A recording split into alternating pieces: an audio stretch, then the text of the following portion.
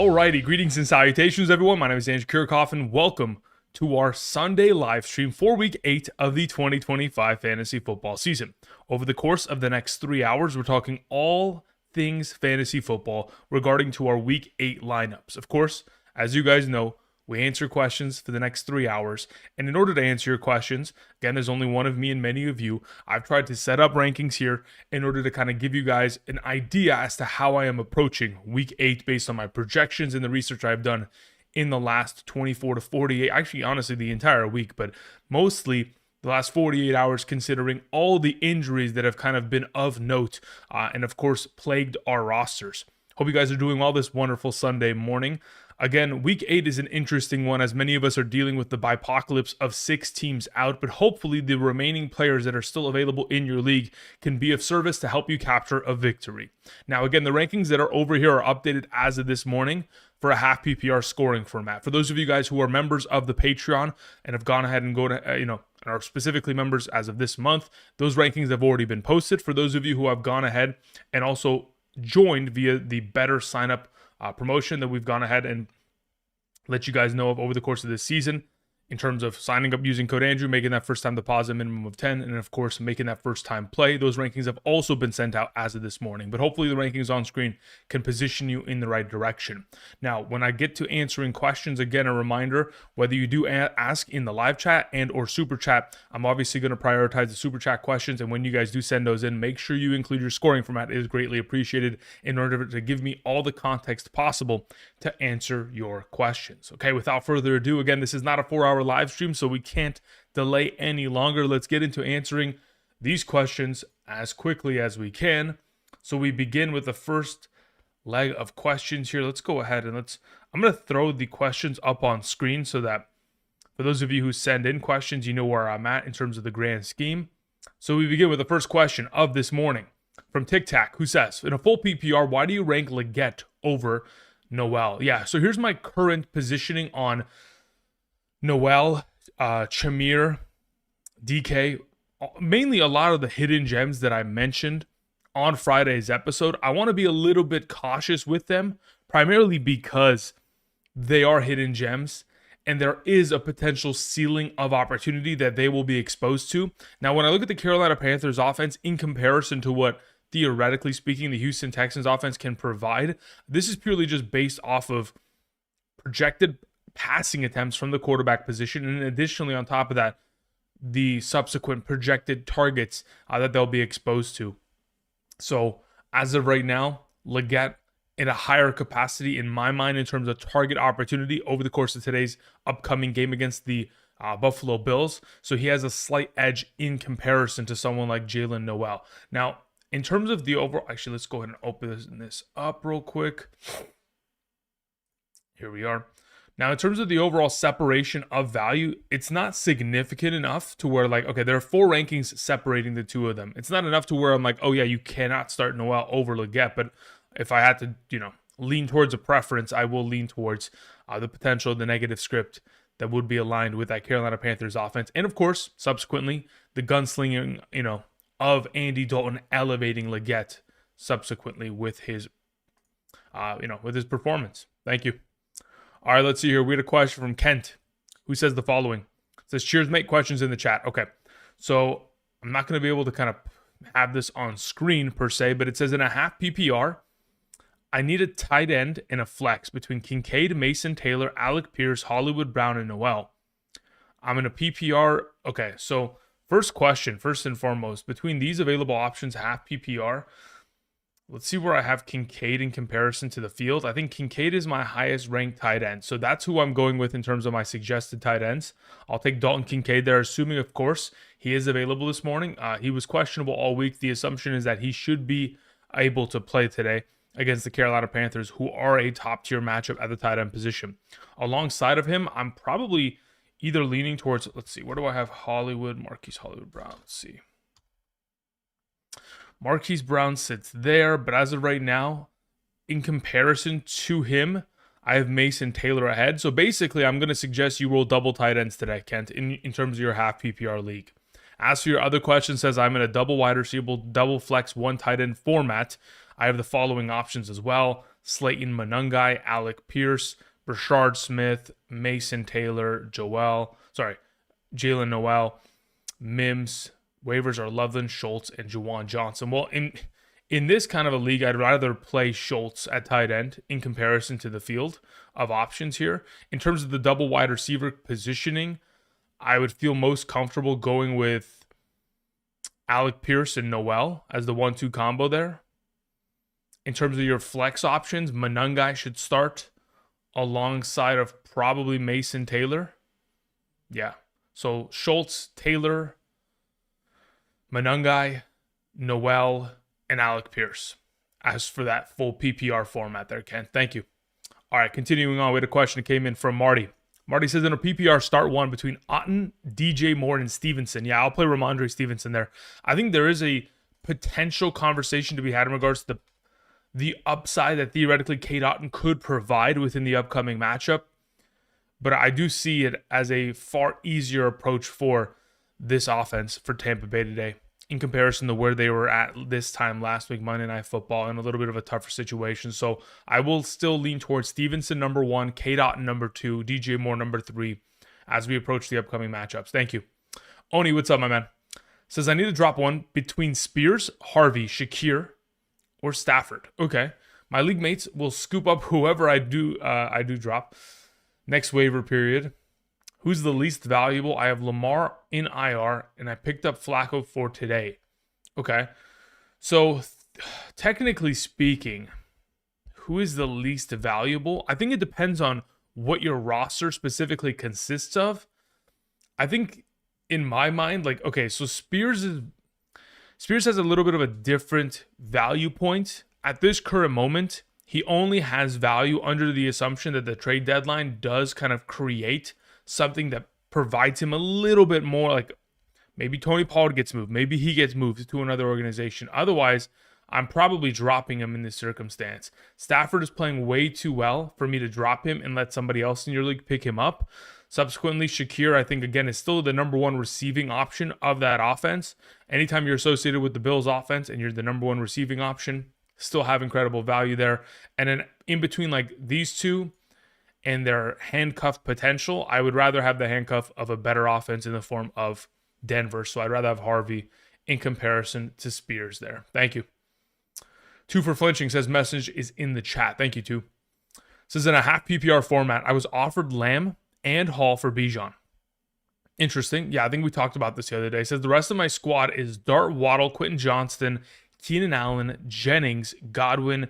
Running backs are Brian Robinson, Chase Brown, Rico Dowdle, Travis Etienne, Hubbard, Algier. We have Bowers and Fannin and Aubrey. Okay, so looking at the roster as a whole, so yeah, the reason why earlier this week when we talked about this, I said I'd rather have Bijan over Lamb rest of season. So it really is going to become a matter of like, is Breece Hall enough of an impacting factor on your roster to be able to convincingly make this move? To which when I look at your roster, I don't feel incredibly excited about that positioning because you do still have Chase Brown, Etienne, who I'm telling everyone to trade for.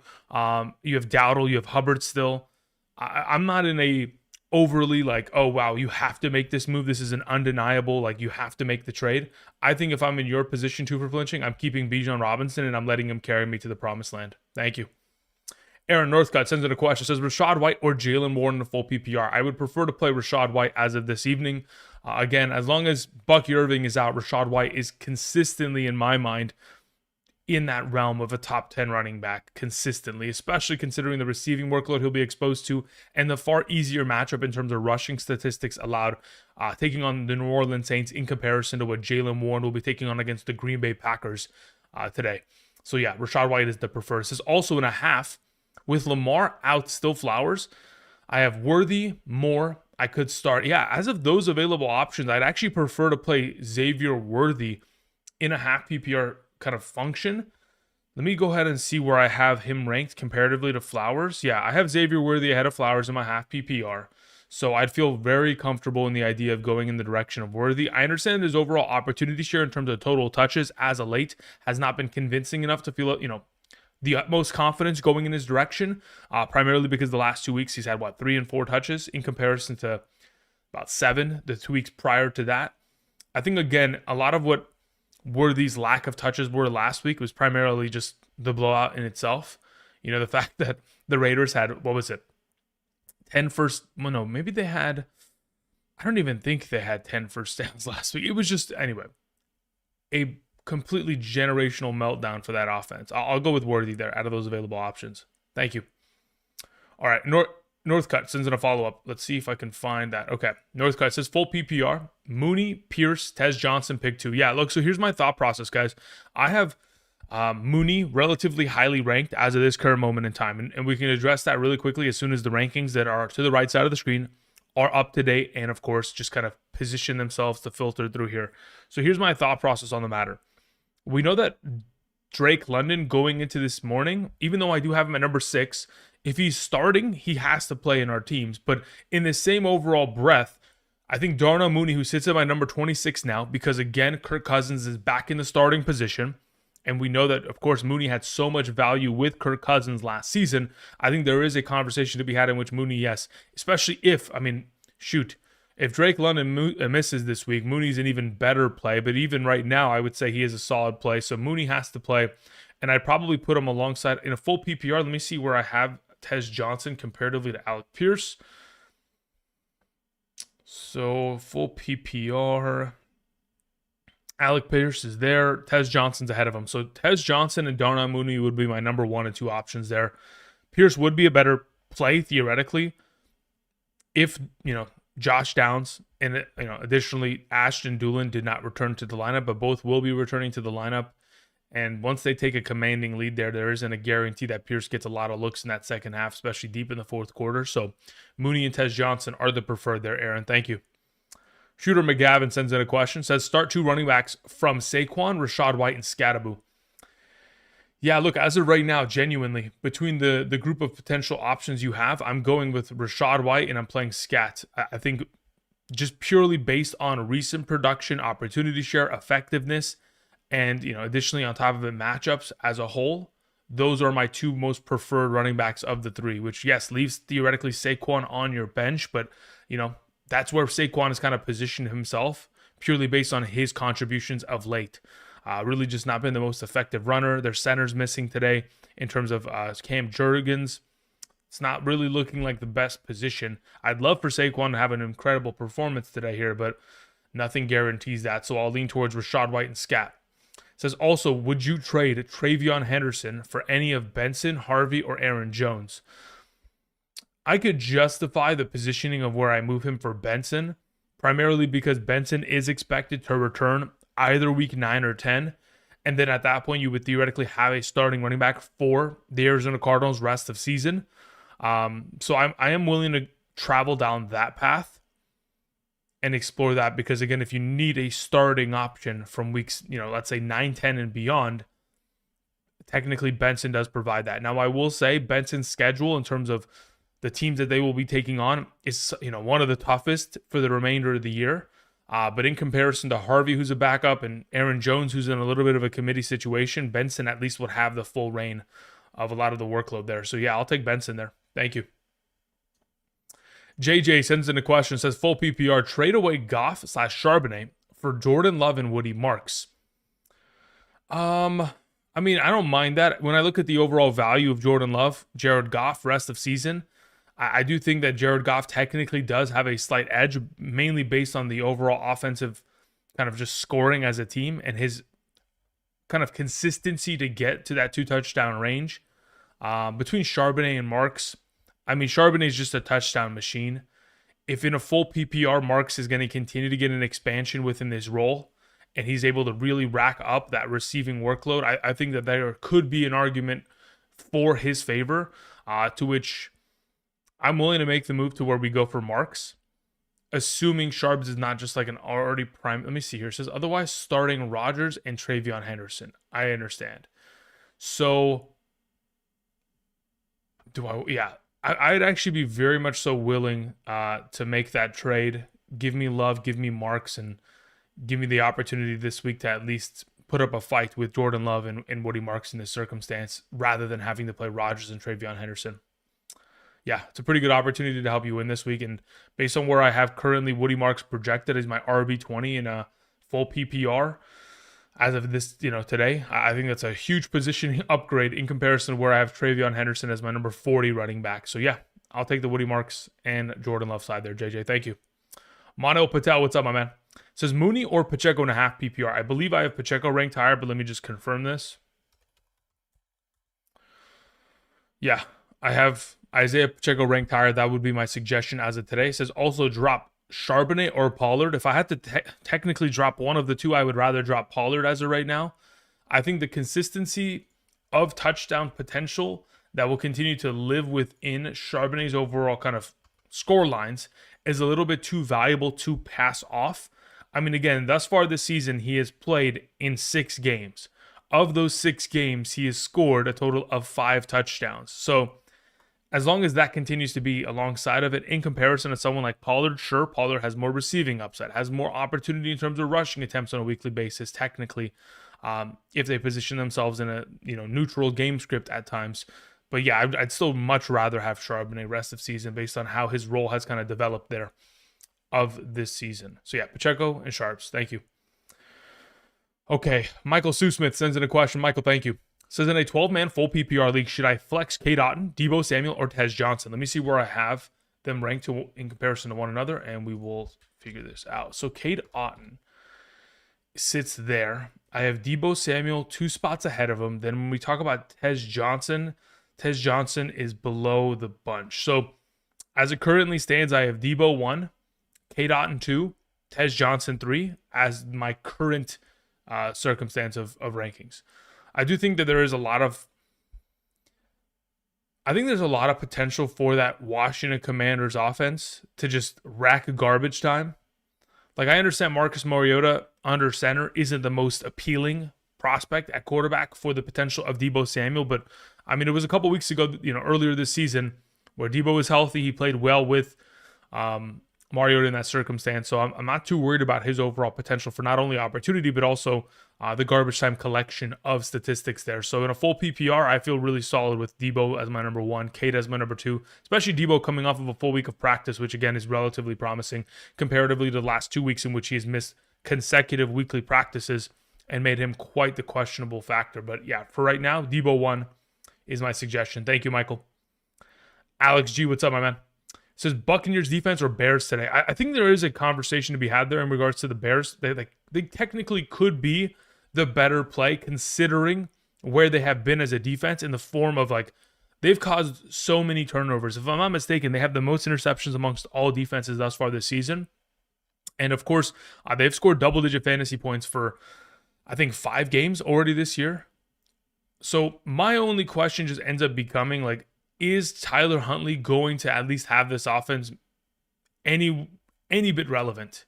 If they are, and Tyler Huntley can actually function this offense and starts running around and starts really causing some trouble, at least moving the chains, and allows Derrick Henry to take over, that's my primary concern for the defense.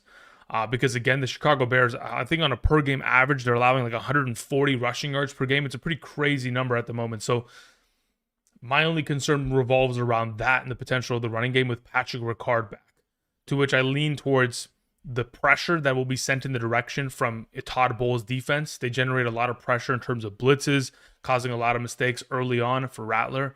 That's my only kind of lean towards the Tampa Bay matchup, to where a little bit more potential for turnovers and sacks because of the blitz percentages and pressure rates that the Buccaneers are potentially providing. It says week 9 and rest of season, Rams defense, Lions, Buccaneers, Steelers, Bears. I mean, I don't know if I can objectively tell you, it has to be one of these defenses. I would say obviously between the bunch, the Bears has been the most consistently performing fantasy defense next to the Rams here. So you can continue to ride with either of these two. But I don't love any of the upcoming matchups for, quite frankly, a lot of these teams.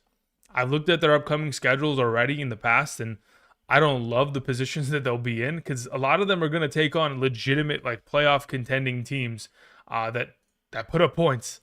And with that overall potential threat involved, it just makes it a little bit more difficult to kind of lean in that direction. Now, I will say, the upcoming schedule for Chicago, if their defense continues to force out a lot of turnovers. I mean, they've gotten, 3 interceptions in 3 of the last 4 games? Yeah, 3 interceptions minimum in 3 of the last 4 games. If they continue that on, they have the Giants, they have the Bengals, and they have the Minnesota Vikings. I would think against the Giants in Minnesota, maybe they can force those young quarterbacks to make some mistakes there, to which maybe we lean in that direction. Thank you. All right, Alex sends in a question. Says, I lost Lamar. I have CJ on the waivers. Fields, what was that? I think that's Wentz, Mariota, Dalton. Need help? Yeah, out of these available options, I would like to play Marcus Mariota if I can. I think CJ Stroud could be a potential play in this circumstance, but that's only in like a 6-point per passing touchdown league. I'd like a little bit more kind of stability in terms of rushing potential for upside, in which I do believe Marcus Mariota will provide that for us this week. So I'll lean towards Mariota there out of the available options you've gone ahead and presented here, Alex. Thank you. Basa sends in a question. What's up, my man? Says, in a standard league, who should I flex? Since A.J. Brown's injury, between Jalen Noel, Kendrick Bourne, Kyle Monangai, and Alec Pierce, I would play Kyle Monangai out of this available options. Again, I think it's between, in a standard scoring format, Kyle Monangai and Alec Pierce, primarily because I'm just looking for yardage and or touchdown upside. I think Monangai, based on the fact that Lamar Jackson is not playing, I think the overall game plan for the Bears is going to stay as to what it has been the last 2 weeks, which is a run-heavy approach. I understand that their starting right tackle is out, and that certainly is an impact in terms of the negative capacity, not really helping their overall efforts in terms of running the ball, especially with their outside zone scheme. But I still think that the overall baseline of touches that Monangai will theoretically be exposed to and the yardage that he can gain as a base floor, and then additionally having goal line opportunities, leans towards him. And then, of course, the next available player would be Alec Pierce in my mind, because, again, he does have the ability to make one singular play over the top of a defense and gather a huge yardage count, considering majority of his average targets are 20, 30 yards down the field. So Monangai, number 1, Alec Pierce, number 2. Thank you. Jennifer sends in a question. Says, Lamar's out? Question mark? Yes. Full PPR. So Rodgers or Love? I would rather play Jordan Love as of this week. The secondary of the Pittsburgh Steelers leans me in that direction. Their most recent performance on Thursday night against the Cincinnati Bengals, I mean, they got absolutely torched. I mean, I think it is a better play overall to lean towards Jordan Love. You just have to hope purely that we get less Josh Jacobs contributions down in the red zone, and this becomes a game in which, whether it is a Romeo Doubs or Tucker Kraft, they get more than their 1 potential touchdowns near the red zone, which, of course, we know that they're capable of. So Jordan Love's my preference there, specifically because of the matchup and then additionally the rushing upside that he presents in comparison to a Rodgers. The S-Box sends in a question. What's up, my man? Says, play Schultz or Noel in a full PPR. If I'm not mistaken, I have Schultz ranked significantly higher as of right now. I think Schultz is probably going to continue to be the number 1 receiving option of this offense. Yeah, I've got Schultz significantly higher. And that's primarily because, again, I've mentioned this earlier this week, and I'll continue to reiterate it. Schultz, in terms of his overall receptions per game on average, he's just been a very consistent producer, having gotten 5 receptions minimum in each of the last 4 games for this offense. So besides the solidified contributions that he's making, 5+ receptions minimum, last 4 weeks consecutively, he now has the opportunity to get an even expanded role with Nico Collins and additionally Christian Kirk out. So, and on top of it, they take on the 49ers, which is a very advantageous matchup in terms of fantasy points allowed to tight ends. So within the inline, with no, with no potential Fred Warner in the mix on top of it, Schultz is my play there. Thank you. All right, we had a question that came in from Arda. Let me go ahead and scroll back up there and let's find it. Arda, what's up? Says, in a half PPR, can you pick 3 between Rico, Waddle, Diggs, Stevenson, and Chuba Hubbard? Yeah. Okay, so of these available options, let's go to the half PPR rankings that I have here. I feel probably really comfortable with the idea of Stevenson being my top option there, primarily because the way that matchup is theoretically going to be set up, and Stevenson really getting the vast majority, 80+% of the overall touches, snaps out of the backfield. If at any point they get near the red zone and an opportunity is granted to him near the goal line, I mean, again, we've seen it on multiple occasions this season as of late already. He's really valuable there. So as my current rankings suggest, my top 3 options would be Stevenson, Diggs, and Waddle. Those are my top 3 going into the matchup. The number 4 option would be Rico. Number 5 would be Chuba. But again, Rico and Chuba, starting one over the other is a little bit sketchy because of the fact that they split series over the course of this, most recent game. And unless we get more of a solidified guarantee of okay, Rico's going to be the guy, and he'll be out there every series. For now, I'll lean towards the other alternative options of Stevenson, Diggs, and Waddle as of today. Thank you. Andrew Mitchell sends in a question. Says, good morning. I need 2 running backs, 2 wide receivers, and a flex. My team is in the chat. Let's see what you have here. Says, I have Christian McCaffrey, Hall, Swift, Chase Brown, JCM, London, Tedero, McMillan, Diggs, Pickens, and I'm in a standard league. Can you talk me out of benching Drake? I don't know if I can theoretically talk you out of it because the decision may be made for you depending on his overall status going into today. I believe in the next hour or so, we'll get we'll get an indication as to what his overall potential is for playing this week. I'm going to assume that, again, he probably will. And in the event in which he does, looking at your alternative options, if he does end up playing, you have a 2 wide receiver. Let me see here. Let's go back to your question as a whole. 2 wide receiver, 2 running back, 1 flex. Okay, so let's figure out your running backs first and foremost. You have CMC and you have Hall. Are you playing in a standard league? Oh, okay. That makes it a little bit different in terms of my overall projections points here. So in a full PPR, it would be, full and half PPR. I think I give Hall the guarantee there, but in a standard, I go Christian McCaffrey and Swift as my starting running backs. Then I'll lean towards London and probably going Tedero. Do I go Tet there? It's probably not even Tet. I think it's probably Pickens. So it's like Christian McCaffrey, Hall, London, Pickens, and then playing Christian McCaffrey, Hall, Swift, London, Pickens. In the event in which London is not available, you swap him with Tedero and McMillan. But otherwise, we're starting the 3 running backs, Christian McCaffrey, Hall, and Swift in your flex. And then lean towards London and Pickens for now. And in the event in which, of course, again, London is inactive because of the hip injury, then we'll go Tedero instead of him. Thank you. It says also Pickens drawing Patrick Surtain coverage on the outside. Again, you got to remember CeeDee Lamb still exists, and CeeDee will probably pull a lot of that overall as well. So I'm not too worried about that circumstance. We talked about it earlier this week. CeeDee Lamb hasn't played too much in the slot position this season. And I mean, theoretically, his numbers could jump up in that capacity, but I don't think it'll be enough to where I'm like 100% away from playing Pickens. Thank you. Max Effort 95 sends it a question. All right, Max Effort, let's see what you have here. It says I'm flex pick 2. Terry McLaurin, Zay Flowers, Kyle Monangai. Okay, so I don't know what your scoring format is, but let's just say you're playing in a half PPR as of this week. Let's see where I have Zay Flowers comparatively to the field. If you're I think if the only circumstance in which I play Monangai over the following available options here is probably if I'm playing in a standard scoring format. I think in a half PPR and additionally full PPR, I have to play both wide receivers. I think there's a little bit too much volume of opportunity that goes in both of their directions. So Terry and Zay would be my suggestions. If you do play in a standard league or you have some sort of wonky format where you get additional points per attempt or something like that, maybe we can lean towards Monangai. But for now, I'll take both receivers there, Max. Thank you. All right, let's hear. Melanin Man sends it a question. Says in a 2 flex half PPR format, worried about London being a decoy. Definitely possible, but again, we don't know what the overall status is of him as of yet. Obviously, dealing with a little bit of an injury. We're not even certain as to what his position's going to be in terms of if he even plays. So time will tell. We'll get a report in just a moment. But yeah, there's always a possibility of we get decoy London out there. It's not impossible.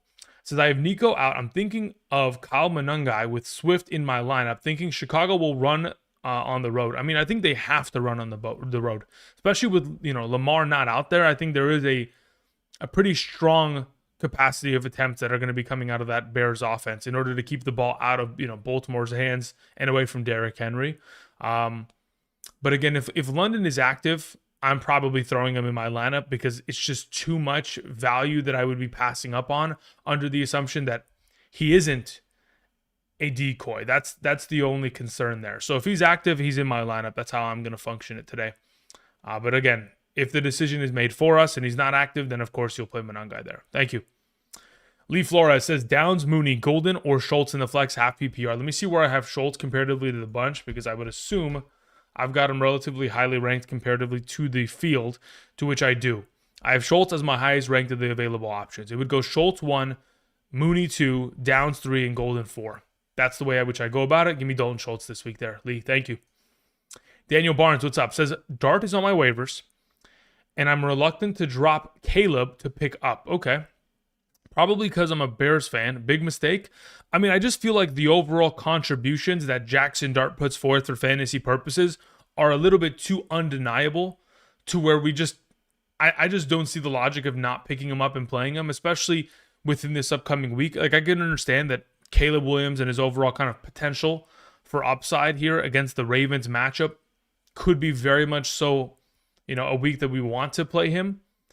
But if they're not forced to have to throw the ball at a pretty high clip because Lamar's absence, and they can just continue to lean upon the running game that has been their greatest aspect since returning from the bye week, it leads me to believe that his overall potential for upside, at least where I have him currently projected in terms of passing attempts, is going to be significantly lower. And unless the majority of his passing attempts come from the red zone, which leads to, receiving touchdowns to at least kind of balance out his overall numbers, I think the idea of what Jackson Dart has put forth in terms of rushing statistics as of late is a little bit just too much for me to ignore in this circumstance. I mean, just purely 54 and a touchdown, 55, 58 and a touchdown, 11 and a touchdown. Those are the yardage and touchdown counts. He's scored a rushing touchdown in 3 of the last 4 games, has gotten over 50 rushing yards in 3 of the last 4 games. When he's scoring an additional touchdown of fantasy points, just in the rushing category, but also in the rushing touchdown category, additionally, there's just too much value to be had in my mind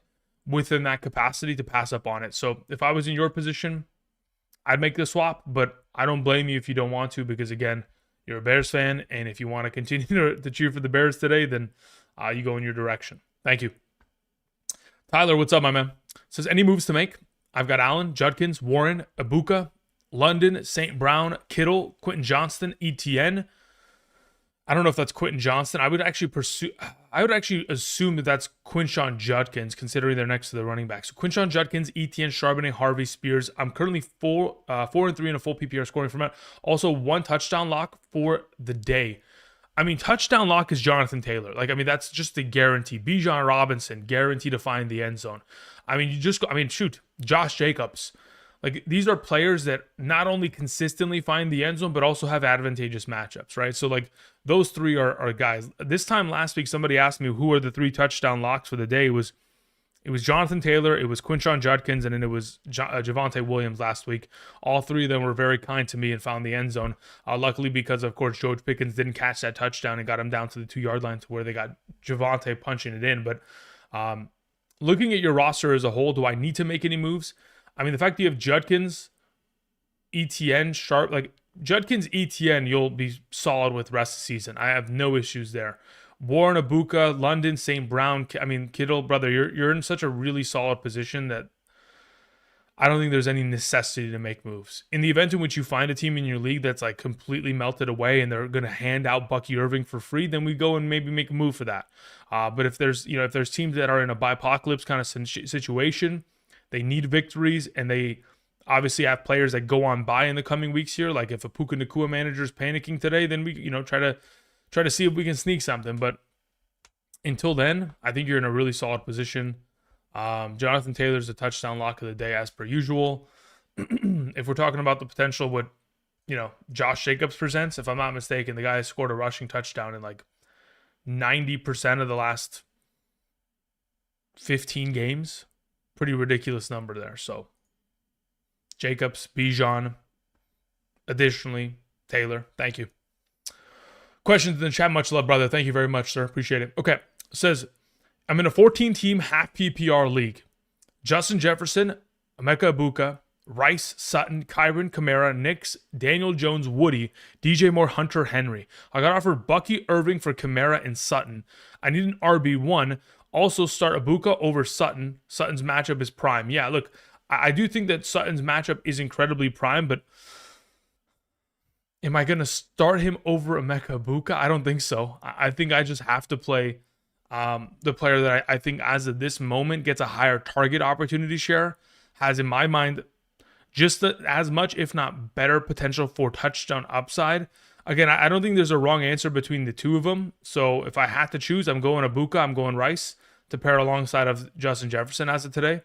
Yeah, I leave Sutton on the outside looking in, but At this point, that's the benefit of having that's the blessing and the curse of having all these great players. Now, in the case of which you are theoretically going to make a trade to where you move Kamara and Sutton in order to get Bucky Irving in return, I think in my mind, you may be giving up way too much for what you're getting in return. Like if Kamara still today doesn't do anything and he's just going to be a shell of himself for another consecutive week, then at that point, okay, I think it's a fair trade. But if Kamara goes back to being 15 to 20 touches in this upcoming game and henceforth for the remainder of the season and is getting that receiving utilization that he desperately needs, then at that point, I think you'd be giving up too much in comparison to what you would have theoretically on roster, with the potential of Ibuka going on a bye week next week, then Rice the next week after, to which you'll need Sutton to fill in for both of them in the meanwhile to at least continue to rack up victories within your league. So in my mind, I think to myself, I'd like to keep the depth. Depth is king, especially late in the season when injuries and, of course, bye weeks start to really rinse our teams. I'd give it a day here. Let's see what Kamara could potentially provide before we make this move and send him off. Thank you. Alex Ongrass says in a 6 point per passing touchdown league and 1 point per passing, 20 passing yards. Okay. Dart or Flacco? Yeah, at that point, I would just go with playing Flacco. Genuinely, in a 6 point per passing touchdown league and 1 point per 20 yards. If I pull up, let me go ahead and just put the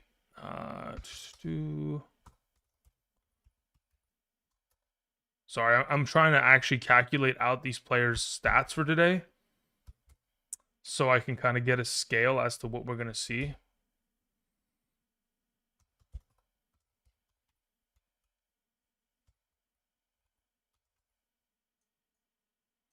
I think it's going to be close. The way I currently have it kind of projected out, I think, yeah, Flacco, very much so slight edge. Like when I say slight edge, I mean a half a point based on where I have projected yards in terms of passing yards, rushing yards, passing touchdowns. Flacco, half a point edge in comparison, considering the 20 yards or 1 point per 20 yards and 6 point per passing touchdown. So I'll take Flacco in that circumstance. No Sauce Gardner makes it that much easier within the upcoming week. It says non-PPR Ferguson or Kittle. I mean, again, I think both are very much so going to find a lot of success. If you want to talk about guaranteed touchdowns for the day, everybody, welcome to National Tight Ends Day on this wonderful Week 8 Sunday, a holiday that is meant for tight ends to score at a very high clip. And when we're talking about tight ends who have scored, we're talking about Jake Ferguson, who has scored 6 receiving touchdowns in the last 4 games. Kittle, who made the holiday and probably finds the end zone today. I think all the tight ends over the course of today, whether it be Ferguson, Tyler Warren, Dallas Goedert, Tucker Kraft, Kittle, Pitts, all going to have magnificent evenings today. So, I mean, I don't think there's a wrong answer. But if I had to choose between the two in a non-PPR, I think I legitimately go in the direction of Ferguson, considering his touchdown consistency and opportunity share within the overall range. And then it says full PPR flex Schultz, Franklin, Noel, Bourne. Genuinely, I would go with Dalton Schultz out of the group. Full PPR, Woody, JCM, Manungai. I have Woody ranked the highest out of that group as well. Thank you, Alex. I appreciate it, my man. Timo, what's up? Says, good morning, big dog. Kittle or Ramondre in the flex? That's a good question. I think it depends on scoring format. Let me see where I have it. It says you're playing in a full PPR. Got it. In a full PPR scoring format, I genuinely have George Kittle ranked higher, and that's the direction that I would go with. I do think that George Kittle is going to be that good of a play today, guys. So, yes, I'd feel comfortable. Even with Mac Jones and Brock Purdy not out there, I'm still very comfortable with the Kittle play. Says I have Waller as my tight end. Yeah, so you have Warren, excuse me. So we're just talking about the flex. So yeah, Warren and Kittle are both ranked higher than Ramondre for me this week in a full PPR capacity. So yeah, that sounds good to me. Timo, thank you. Shoes, FOE, sends in a question. Says full PPR, Breece Hall or Chase Brown. I believe I have Breece Hall ranked higher. Let me confirm this real quick, and I'll let you know. As of right now, yes, I have Breece Hall ranked higher, and that's primarily because the overall receiving utilization of Chase Brown has not been a consistent factor over the course of the last couple of weeks with Joe Flacco. Not to say that it's not capable, but in comparison to Breece Hall, who I anticipate to get himself a lot of rushing opportunities, primarily because that is going to be the primary way in which they move the ball this evening against that Bengals defense, who have struggled mightily against stopping the run. But I think Breece Hall is going to have to be implicated for a lot of receiving workload over the course of today in order for that offense to be able to move the ball. So expect for Breece to also get himself 3-4 receptions in the given game. So yeah, Breece Hall would be my preferred of the two.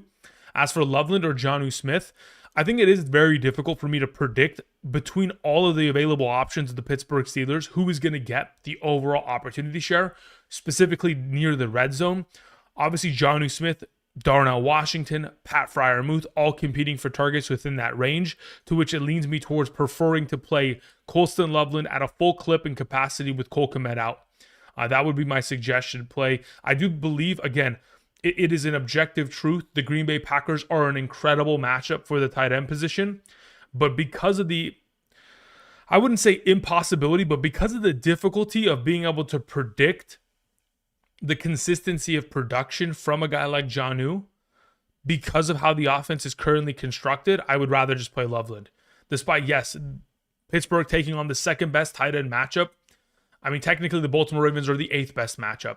And I would rather have the exposure to which Loveland is going to be by himself in that, tight end category and not going to be kind of up in the air as to, is Kmet going to take his value? There's no Kmet. There's no Freiermuth to kind of dig into his workload. I'll go with Loveland there. Thank you.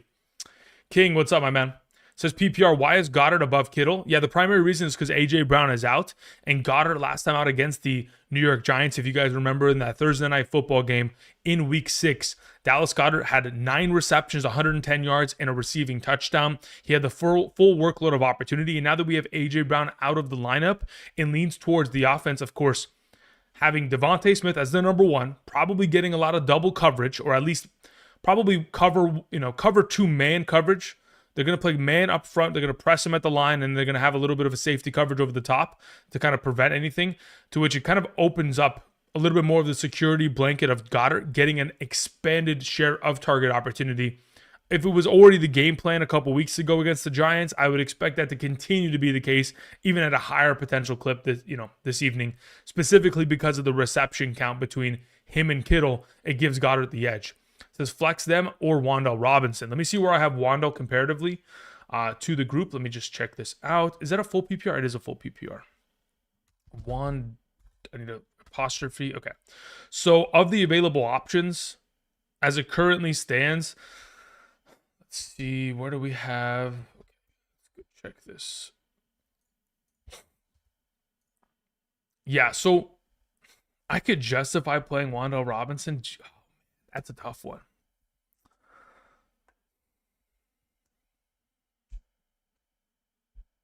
For right now, I technically have both tight ends projected higher.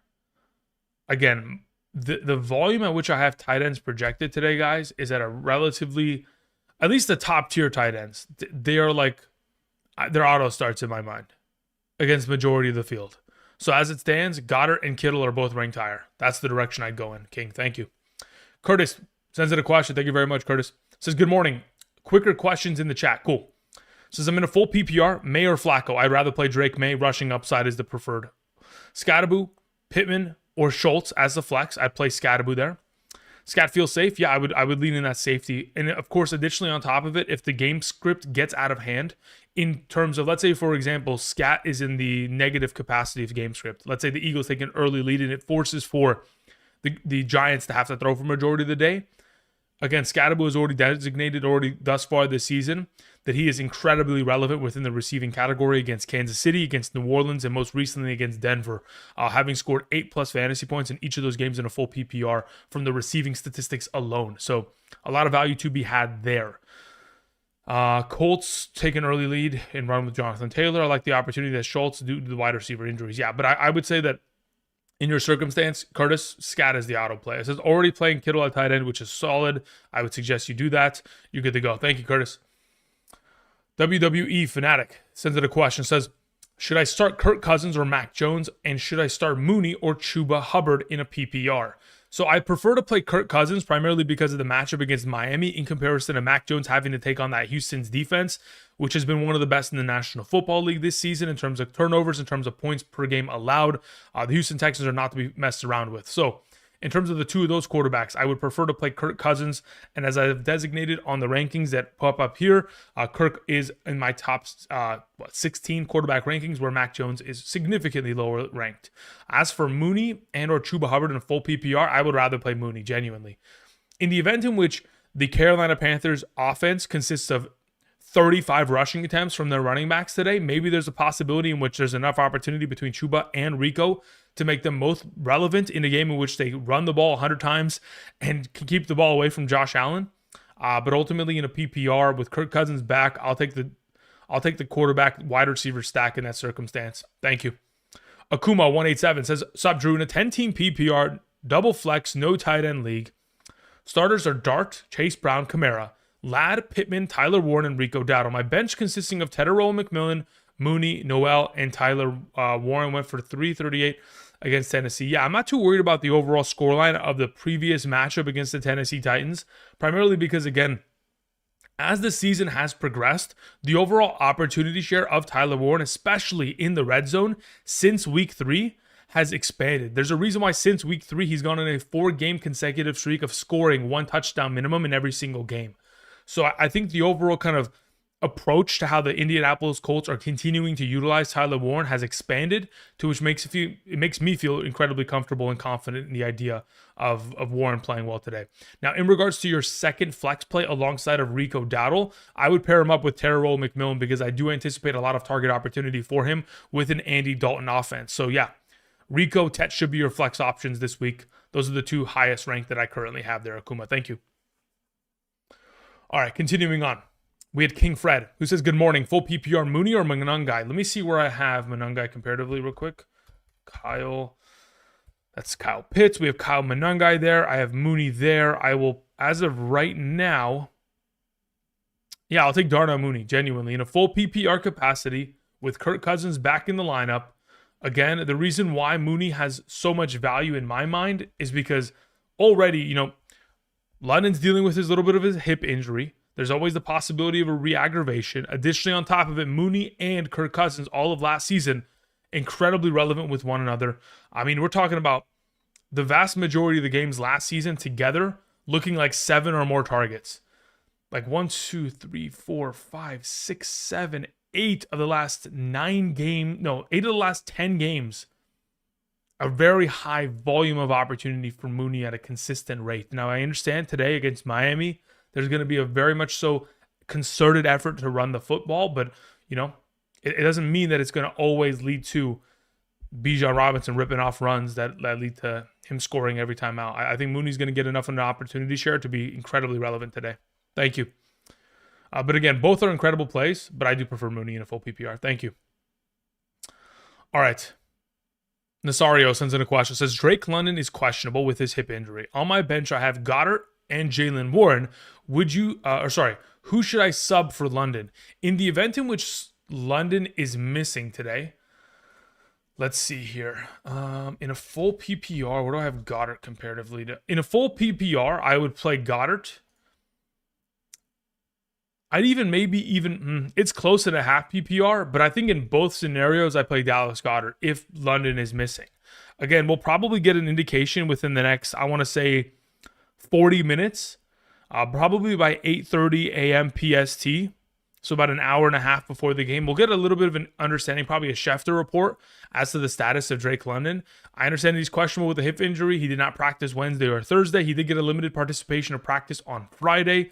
In the event in which he's active, he's in my lineup. But if he's not, then Goddard will be the potential swap in this circumstance.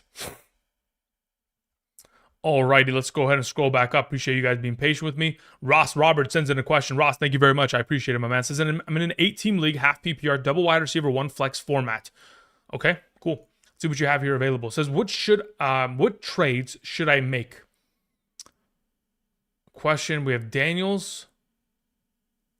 Okay, so Q Daniels are Christian McCaffrey, Judkins, Brees, Kamara, Walker.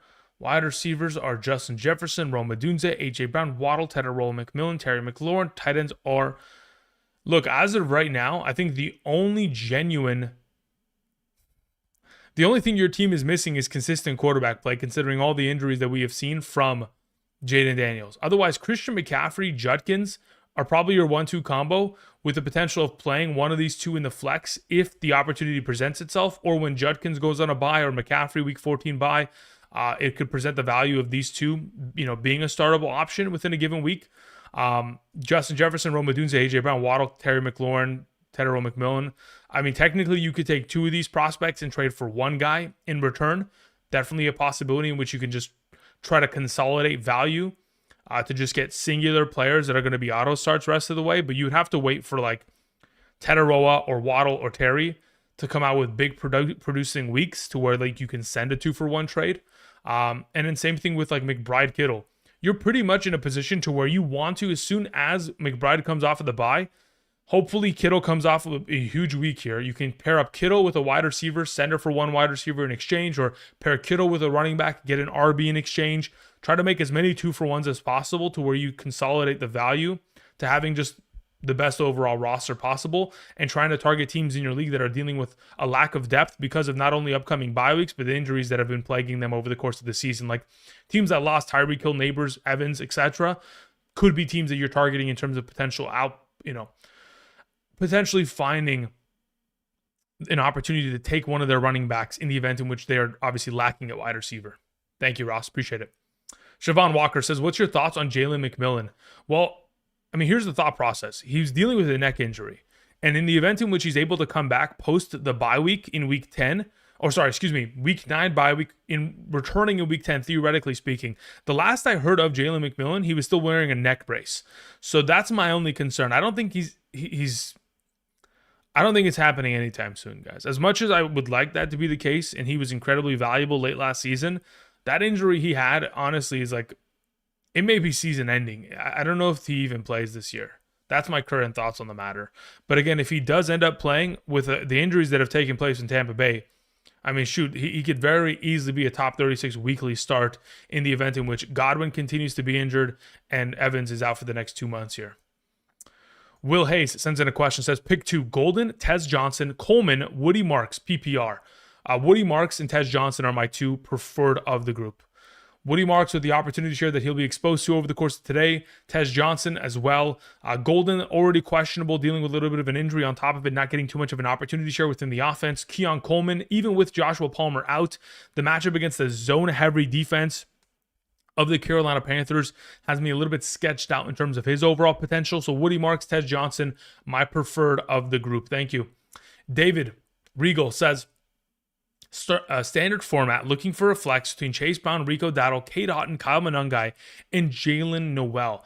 Of these available options, Chase Brown is my preferred. The New York Jets run-stop defense has been very much so lacking over the course of this season already. So the opportunity to be able to play a running back against them, which I'm anticipating to be a positive script. Again, the Cincinnati Bengals, yes, they don't have the greatest defense, but the Jets with no Sauce Gardner, they're not going to be able to stop Jamar Chase, T. Higgins, which I think is just going to open up this offense to really pour it on. If Justin Fields doesn't show up because his confidence is shot, there's a reason why this defense has allowed over 100 rushing yards for, if I'm not mistaken, 5 or 6 consecutive games to opposing running backs on the ground. Chase Brown getting the vast majority of that overall workload, coming off of a very solid week. I know Dalton Reisner, one of their starting offensive linemen, is questionable for this morning's game, so we'll keep that monitored. But even if that's the case, I do believe that Chase Brown out of the group in a standard format is the most valuable as it currently stands, taking on this Jets front 7.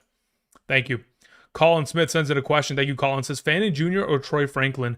I believe I have Troy Franklin ranked higher. Let me just confirm this real quick. Is it a full PPR question? Yes. Troy. I do have Troy Franklin ranked higher. That's primarily because David Njoku, who is questionable this week, I am anticipating to play. In the event in which David Njoku is inactive this morning, then at that point I would feel relatively comfortable enough just playing Fannin in that circumstance. But I do believe the likelihood is the most, I would like to assume that Njoku is going to play this morning. In the event in which he doesn't, then that changes everything and Fannin gets the start. Thank you. Carlos Z, what's up, man? Says, good morning, Andrew. In a half PPR, sit 1 between Debo, Dobbs, and Tedero McMillan. Of these available options, Debo Samuel's my sit. I think Dobbs, with his overall consistency of opportunity share, 8+ targets in 3 consecutive games, and additionally on top of it, the red zone utilization in which he's been exposed to, the matchup against that Pittsburgh's defense, in which they cannot cover wide receivers to the greatest capacity. Dobbs, Tedero McMillan, those are my 2 preferred in comparison to Debo. Thank you.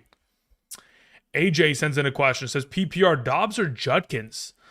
It says, I want to do Otton over Kittle. If you want to do Otton over Kittle, that's got to be your prerogative. I can't consciously suggest that as of this this upcoming slate of games. Again, I do think that Otton is going to be very valuable. There's a reason why I currently have him ranked where I do, but I don't feel confident enough starting him over the potential touchdown upside that Kittle always will be presenting within an upcoming matchup. But in regards to your previous question, Dobbs or Judkins? I have Judkins 2 spots ahead of Dobbs as of right now. They're both in the same tier of player within my flex rankings. So if you would like to play Dobbs, perfectly justifiable as of this moment, but I do have Judkins 2 spots ahead. Thank you. Tyler says, Njoku, Fant, or Mason Taylor PPR? Technically speaking, Mason Taylor is going to be the most valuable because this is the reality of the situation. The way that I have everything kind of projected out, Mason Taylor is just theoretically has a higher projected total of targets because there isn't any competition within that offense. There's no Garrett Wilson. There's no Josh Reynolds. Lazard is pretty much a shell of himself. I mean, I don't love it because Justin Fields has to play. But at the same time, like at this point, technically speaking, with Njoku coming off of injury, Noah Fant being in a situation where if he doesn't score a touchdown, he's not as formidable, Taylor's got to be the play in this circumstance. Tyler, thank you. Jennifer sends in a question, says, full PPR. I need 2 running backs and a flex. Got Monangai, Kelsey, Franklin. Can pick up Algier, Noel, Mooney, or Harvey if better.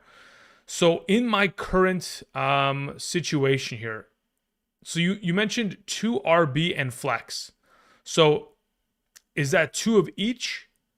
If we are in the position to where we need 2 of each, Monangai would play alongside of Algier as my RB 1 and 2. So Monangai number 1, Algier number 2. And then I would probably position myself to play Mooney alongside of Kelsey there.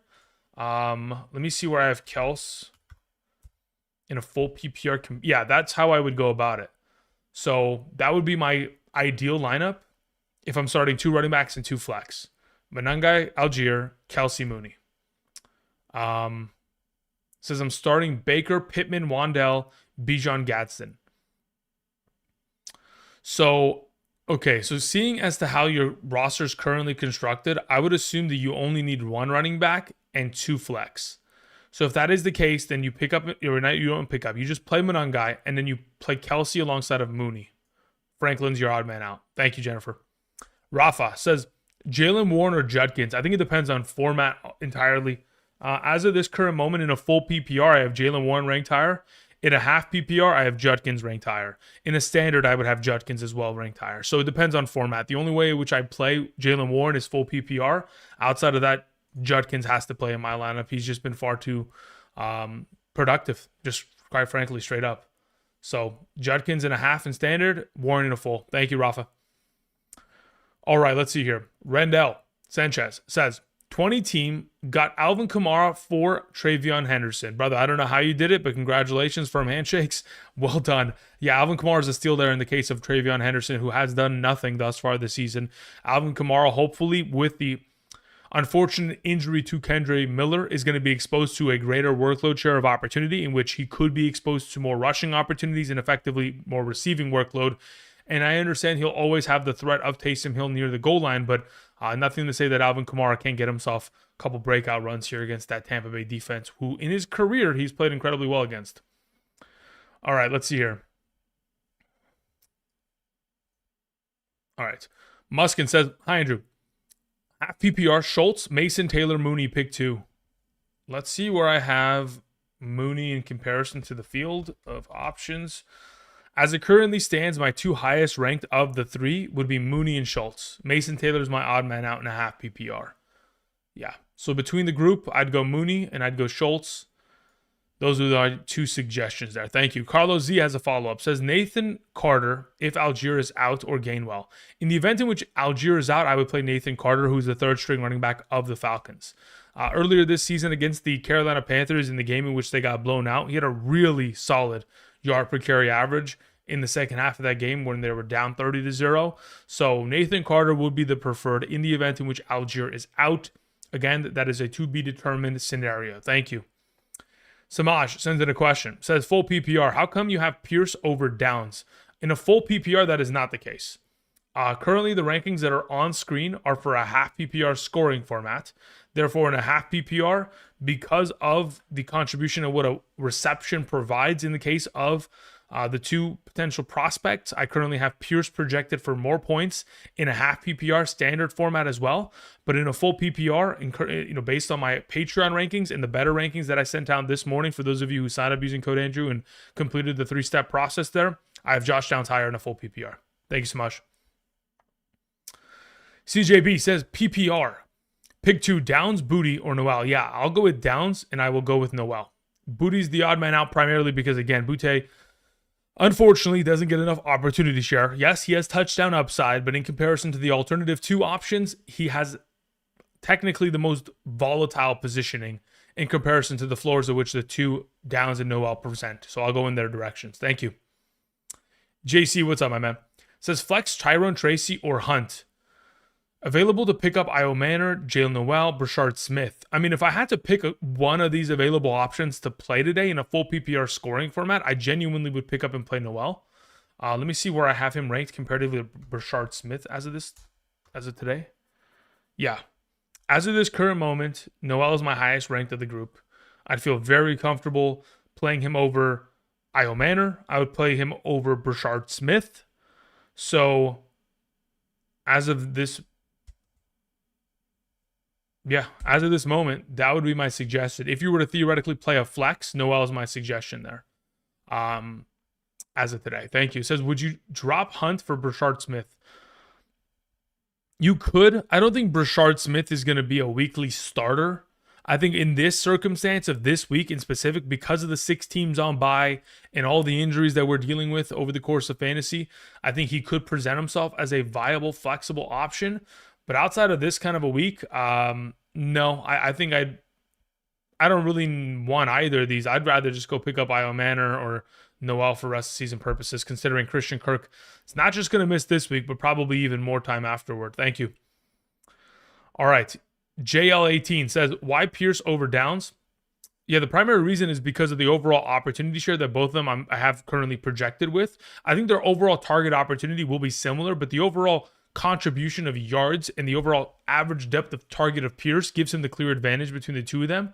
So in terms of a half PPR scoring format where Downs can't really take the overwhelming lead with a heavier reception count, I think Pierce's yardage alone, based on the matchup against the Tennessee Titans, who in terms of EPA per play, in terms of passes 20 or more yards down the field, they're, I think, the second best matchup after the Dallas Cowboys thus far this season. Pierce, probably, yeah. I mean, again, there's been a lot of big plays made down the field against Tennessee. I'd assume that Pierce is able to accomplish a couple of those, making him, in my mind, in a half PPR, the more stable play between the two. Says Kelsey or Monangai in the flex. Depends on format. I think, let me see where I have Kelsey in a half PPR and full PPR comparatively. In a current full PPR capacity, I would probably just play Kelsey. In a half PPR, I could justify playing Kyle Monangai there. I honestly would rather just play Kelsey. I think there's a little bit more potential for touchdown upside there, to which it leans me in his direction. I think yardage count-wise is probably going to be relatively similar. So I'll just take Kelsey in both circumstances there. Kelsey and Pierce are my suggestions there, JL. All right, Raider31 says Mariota or Fields. I would prefer to play Marcus today. Thank you.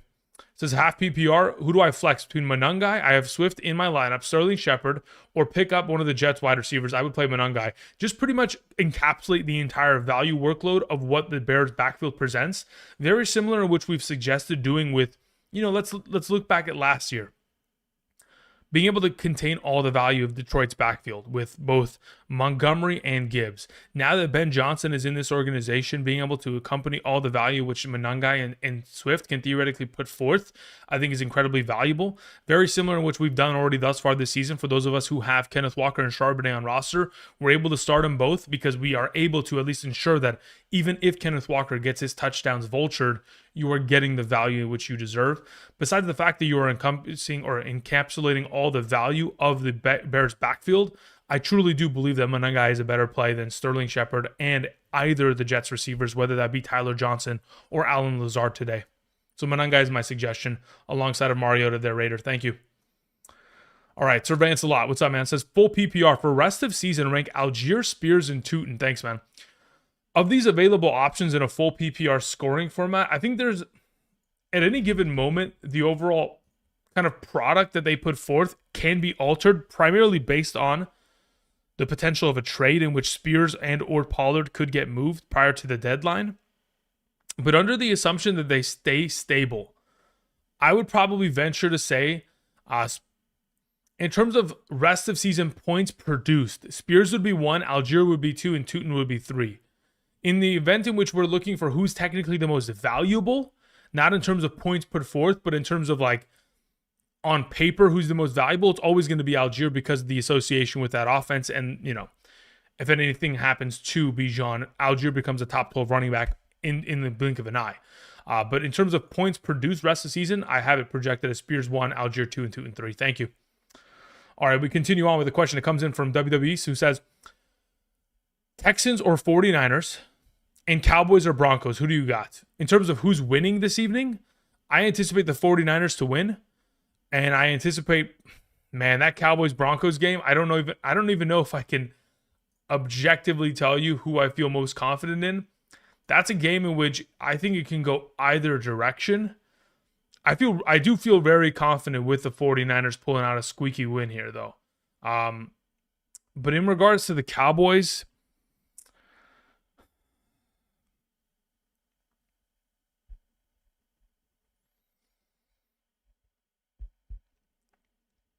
do I think they can go on the road in Denver and pull out a victory? I think both games are probably settled by a field goal, maybe like a 3-point victory in both directions.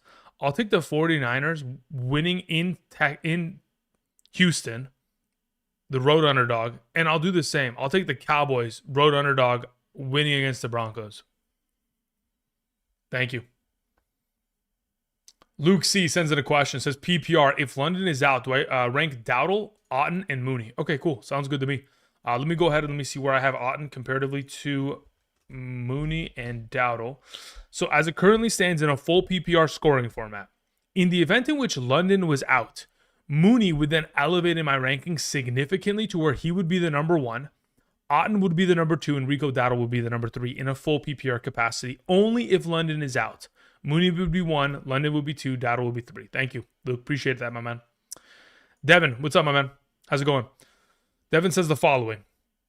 Sorry, full PPR, Bijan, Schultz, Colts, / White, Rashi, Tex. I don't know what this means, though. What is the question here? Full PPR, okay, Bijan, Dalton Schultz, Colts / White, Rice Tex. I don't get this. You're going to have to type in the live chat and let me know what you exactly are asking, because this doesn't seem like a question to me. I don't know how to interpret this. Thank you. Until then, Siobhan Walker sends in a follow-up. Thank you, Siobhan. Says full PPR, choose 2. Mooney, Franklin, Schultz, Kincaid. Okay. So of these available options, as of right now in a full PPR scoring format, I have Dalton Kincaid and Schultz as my 2 highest ranked. That's the direction in which I would go about this. Yeah, that's how I'd go about it. In the event at which London is potentially inactive today, Mooney would play over Kincaid there. But I don't expect that to be the case. But just letting you know, just in case. Let's see here. In terms of... Okay, cool. What does that say? Okay. So, Schultz, Kincaid. In the event in which London is out, you play Mooney and Schultz. Thank you. And drop 1, Ridley or Algier. I have Bijan. At this point, you just drop Ridley at that point. I'd like to keep this value encapsulated on my roster, Siobhan. Thank you. Rogo, what's up, my man? How's it going? Says, good morning. I'm a Jaden Daniels manager. Keep Rattler or go for Mariota or Cousins? I would go for Mariota, genuinely. I think Rattler's overall production this season has not given me any confidence to where I can go in his direction in comparison to Mariota, who, like I've mentioned already, and I'll continue to reiterate, when we talk about the overall production of what Mariota's put forth, not only this season, but last season as a starting quarterback of this organization, Week 7 of last year against Carolina, 19.6 fantasy points. Week 18 against Dallas last season, 26 fantasy points. And then, of course, thus far this season in the 2 games as a starter, put up 20.28, and then he evidently put up 16.24. So he's been 16 plus fantasy points for 4 straight games as a starting contributor of this Commanders offense. Has Terry McLaurin, had Deebo Samuel at his disposal. Of course, a healthy offensive line with Sam Cosmi returning. You have Ertz, you have JCM. There's so many weapons that surround Mariota. I understand the matchup against Kansas City's technically something that may be of a frightful experience, but I'm very confident that Mariota is the best play of the group. So Ziggy sends in a question, says full PPR, flex 1, okay. Nick Chubb, Jalen Noel, or Chimere DK. As of those available options, I currently have Chimere DK as my highest ranked receiving option. DK would be 1, Noel would be 2, Chubb would be 3. So DK is my suggestion there as of today. Thank you. Okay, we had a question that came in from Brett. Let me go ahead and scroll back up and find a question from Brett. Brett, what's up, my man? This is in a half PPR, pick 2, McLaurin, Moore, or Mooney. Yeah, I'd go with McLaurin, and I would go with Mooney. DJ Moore, not enough utilization. Sure, he does get enough rushing opportunity to keep himself afloat, but in a half PPR has just been 6 points each of the last 2 games after the bye. Not enough opportunity share in my mind in comparison to the alternative options of McLaurin and Mooney today. Thank you. Adam sends in a question. It says, drop Travion Henderson for Woody or Monangai rest season. Yeah, absolutely. I feel like Woody, based on the fact that we've gotten this far and we haven't heard a single word on the return of Joe Mixon, leads me to believe that Woody Marks is going to be implicated to being heavily much so kind of expanded upon in terms of his overall opportunity share, because he could be the future of this backfield beyond this season. And I think the organization realizes that. I think he does show glimpses of excellence to where they could continue to expand his workload share of opportunity because of the scripts that they're in, oftentimes being negative because of the offensive inefficiencies. It does provide more opportunity to him in comparison to Nick Chubb, to which I honestly do believe thus far this season, Woody can also, if given the opportunity, be a better running option. So Woody's my suggestion. I think he takes over the backfield soon enough. If not, already did it last week and will continue to do so going forward. Monangai is also a better option than Travion Henderson in my mind, but ultimately Woody is the guy because I think he's going to take over the RB1 role of that offense. All right, let me go back up and see if there was a follow-up from Devin. Nothing from Devin as of right now. Okay, I'll wait on that. Maybe I need to refresh my chat and it'll be available there. We'll continue on with Alan, excuse me. Alan says, good morning. Woody, Mooney, or Tez? As of this moment, I'd probably go with Woody Marks out of those available options. What if London is out? If London is out at that point, I would play Mooney. Thank you.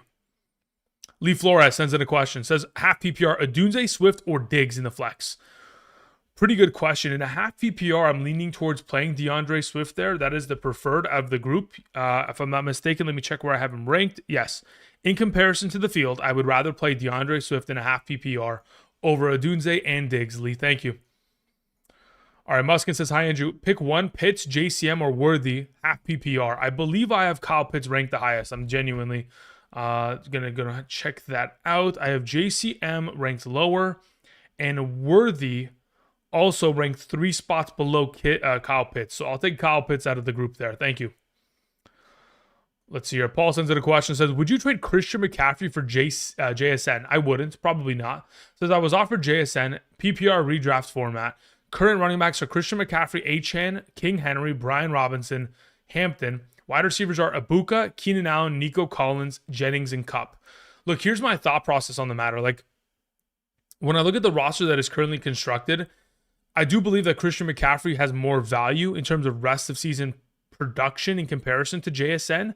Now, I can understand that the value that you theoretically have at running back once Hampton comes back would present a little bit of a tricky situation to where if you don't make this investment, you technically are putting up, or you may leave some value on the bench, but ultimately, I think I want to just keep what I have. Like, Hampton coming back in 3 weeks, 4 weeks, I think being able to play Achane, Christian McCaffrey, Henry weekly until then I'll just have wide receivers, Ibuka and Nico as my 1-2 combo there. If you're playing in a double flex format, you play Hampton. But ultimately, like, I understand though. Like if you make this trade, you can still play Achane and Henry, play Ibuka and JSN, and then at that point you can figure out whether you want to play Nico or Hampton later on in the season, to which Hampton's schedule is relatively favorable as we proceed. I could justify it, but genuinely I think I just keep what I have in case that this Hampton injury is a lot more severe than originally anticipated and or released to public. Jennifer says London or Dobbs. I mean, again, if London is active, he's in my lineup. That's how I currently have it structured out. In the event in which he's not active, then again, we can reevaluate and we'll pivot. And in the case in which Dobbs is your best available option, that's what we'll play. Thank you. We had a question that came in from Janelle, who says, choose two between Kincaid, Otten, and Downs. As of right now, I'll go with both the tight ends there. Yeah, that's my preferred in a full PPR scoring format. Thank you, Janelle. Precision Building sends in a question. Says, hey, bud. I have Ibuka, I have Tez Johnson, I have Worthy, Manungai, and Booty. I need two wides and one flex. Cool. I think it's a very simple position to be in. I think it just depends on, thanks for the Pinheiro gem. Yeah, listen, Pinheiro has just been incredible. He's the number one kicker in fantasy in terms of points per game on average. He's just, I mean, we don't have to, thank me for Pinheiro. We have to thank the 49ers for finally having the guts to cut Jake Moody after the debacle of a career that he has had there, that's lost them many of games as of the last couple seasons. And some would argue he lost them that Super Bowl against against the Chiefs a couple years back. But anyway, in regards to the available options you have here, these are your four best plays. Am I playing Manungai over Tez Johnson? I think it depends on format. Let me see where I have Kyle Manungai comparatively to him. I could justify in a half PPR going in the direction, but I won't. I think in my mind, as it currently stands, where I have it projected out, I'll take all three of these receivers. Ibuka and Worthy will be my wide receiver 1 and 2, and I'll take Tez Johnson as my flex today. Thank you. He ho ho sends in a question. Says standard scoring Jennings, Jaden Higgins, Shamir DK, or Jalen Noel. I think in a standard scoring format, I think I'll just take Jennings at that point. Like if I just need a big play, yardage counts, potential for touchdown upside, I think Shamir DK and Noel certainly can provide value there, and so can Higgins. I think Higgins' value, again, is the least of the group, though. But I think both these can understandably find value, but I prefer to just roll with Jennings in this circumstance. Let's see if Devin sent in a follow-up. Okay, I'm going to go ahead and refresh this just so I can see if Devin sent in anything, because I don't understand the question still to this moment. So let's see. No, nothing from Devin. Okay. Again, not sure what this exactly means, unless this means something completely different.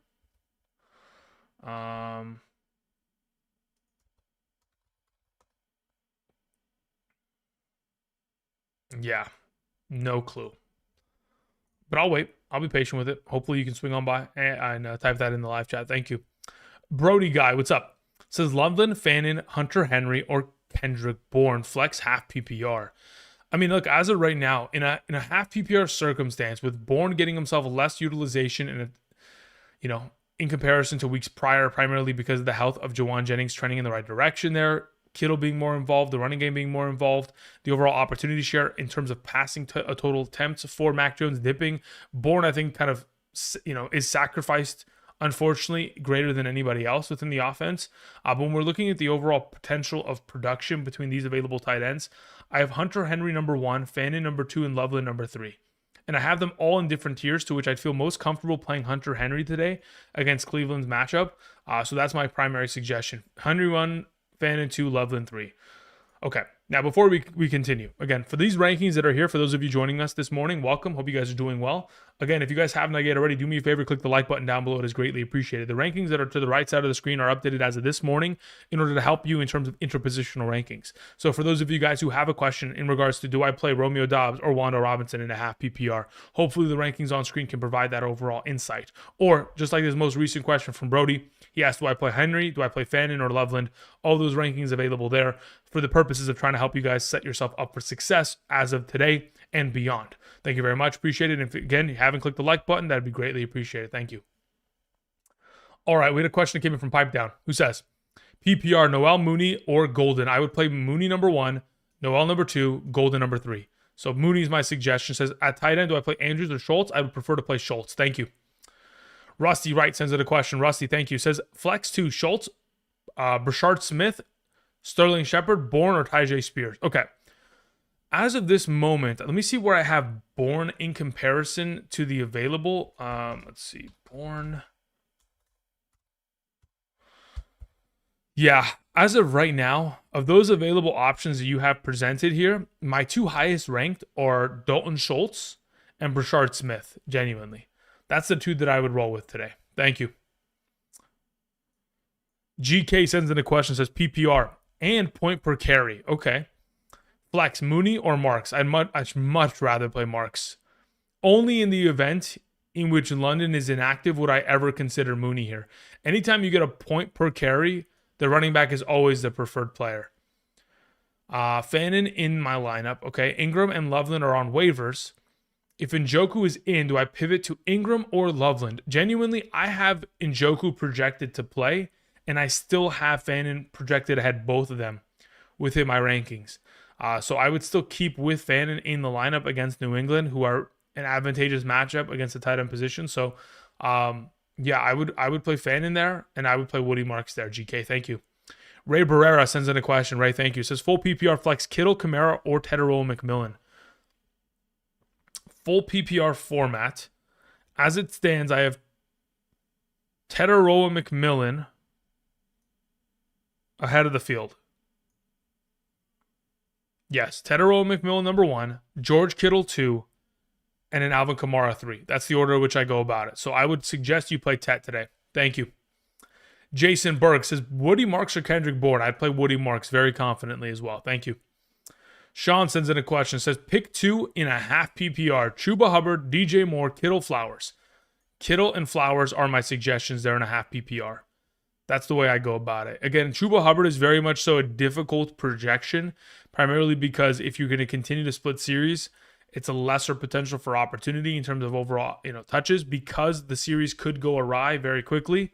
To which, again, if Chuba gets an expanded role in future weeks, we can probably go in that direction. But until then, Kittle and Flowers are my preferred of the group. Thank you.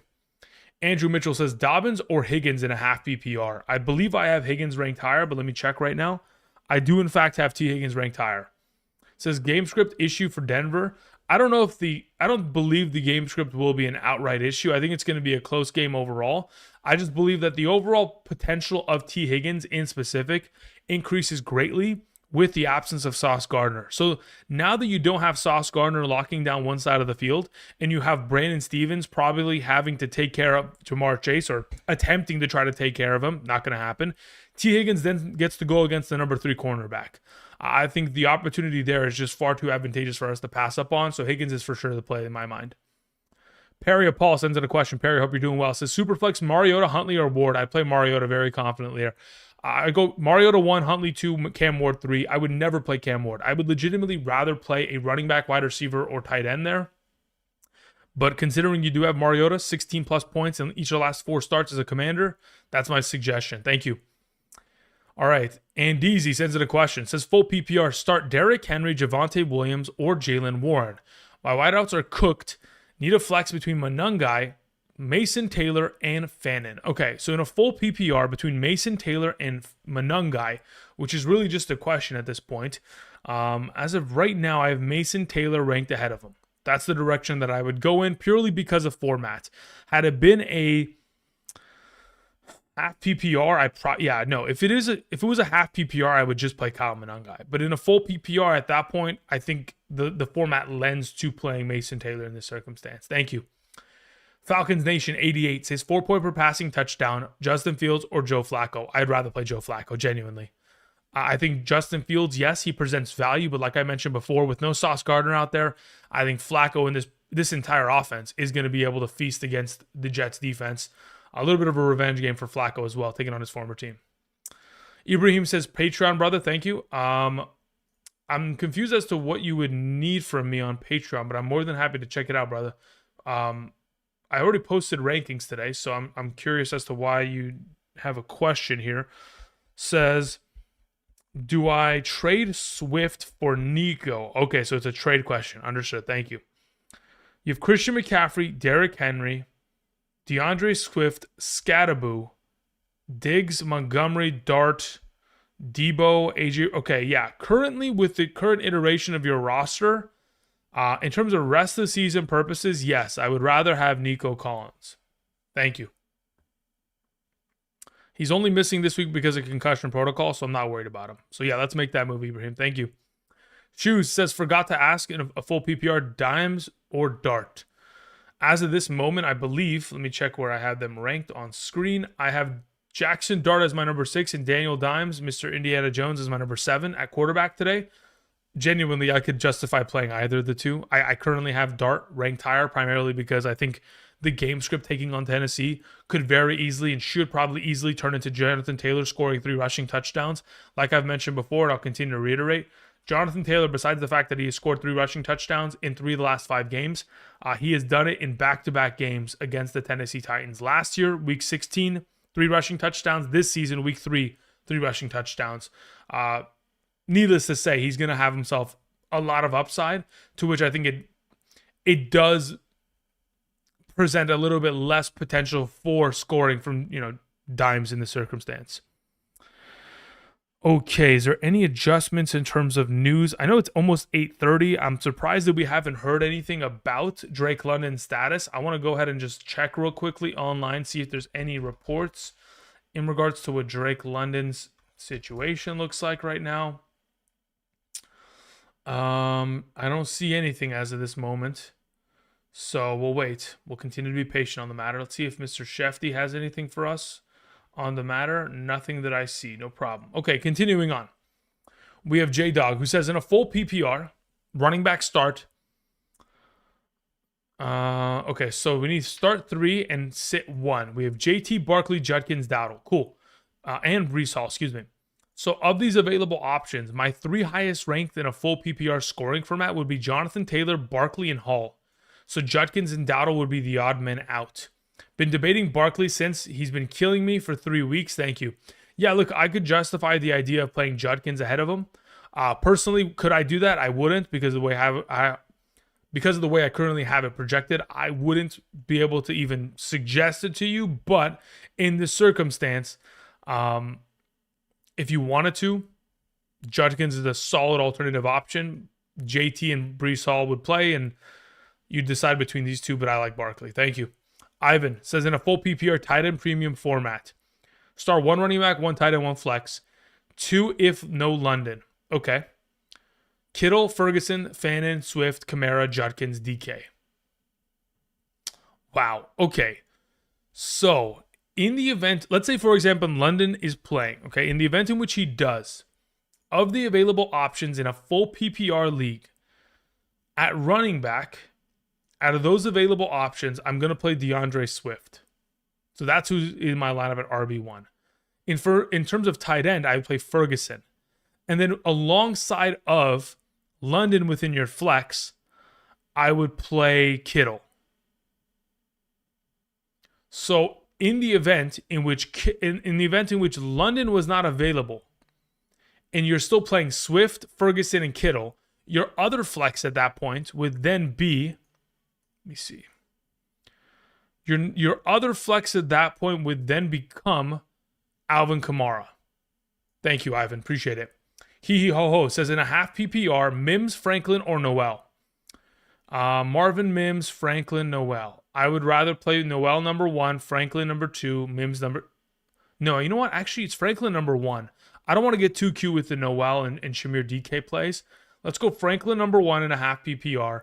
Noel 2, Mims 3. Thank you. H. Jockish says, between your wide receivers 29 to 35, who's ranked highest in a PPR? I don't even know what that means. 29 to 35. So Keon Coleman, Marquise Brown. Well, actually, no, hold up. Jennings, Brown, Downs. Oh, yeah. Josh Downs is the highest ranked. That's who it is. In terms of what I have on screen, in a full PPR, Josh Downs becomes the highest ranked. Thank you. Okay, we got many of reports here. Drake London, officially inactive. Good to know. So I'm going to go ahead and I'm going to change the rankings on screen to evidently increase Kyle Pitts' overall projection and additionally Darnell Mooney. So give me a moment to do that. Looking at the rest of this, Dalton Kincaid is active. Matt Milano inactive, which makes the run stop efforts of that team definitely less likely. David Njoku is active. Breece Hall is active. DeAndre Swift is active. Mason Taylor is active. Cool. So Drake London is going to be inactive. Let me go ahead and take a moment here, everyone, I need to adjust my rankings as it stands in terms of Mooney. I want to see where I have him currently projected.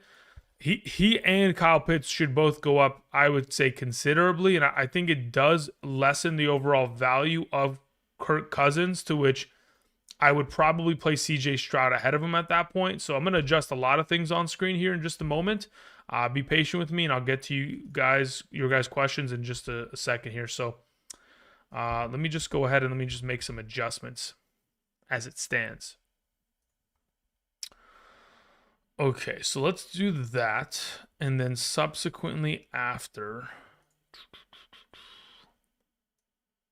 I need to find my tight end rankings. Let's adjust these as well. Okay, so Kyle Pitts in a half PPR within jump. Let's go here. And then we have the field. And then we have Drake London, who needs to be removed. Mooney, who then now jumps in ranking. I'd feel genuinely comfortable putting him here. Wow, there's even more reports coming through. Okay, who else is inactive? Let's see. Tyler Algier is active. Okay. Cool. Yep, cool. All right, nice. Good to know. Let's go ahead. I need a 37th wide receiver, so let's move him here. Shove everything upward. Now, where do I want to put Mooney? I think this is a fair ranking. I think it does it justice, I think. Maybe it's a little bit low, but ultimately I think I'm relatively comfortable with the offhand kind of adjusting of the projection to just make this happen. One moment, everybody. I'm going to go ahead and open up my Photoshop so I can update the rankings that are currently on screen to adjust for the absence of Drake London for our lineups. Again, if you guys have Drake London in your lineup, make sure to take him out. If you do have the availability of picking up and playing potentially Darnell Mooney today, I think that is very much so a viable option as of today's potential slate of games. So speaking of the slate of games, let's go ahead and adjust this accordingly. So wide receiver is going to be updated like this. Let's save, copy, JPEG.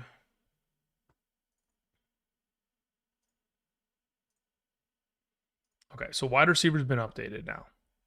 So then I need to update quarterback and tight end rankings to now accommodate for Kyle Pitts in his upgrade.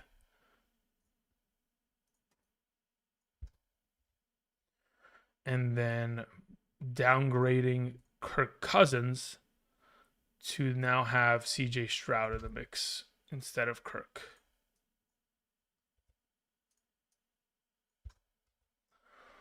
File, save as copy, JPEG.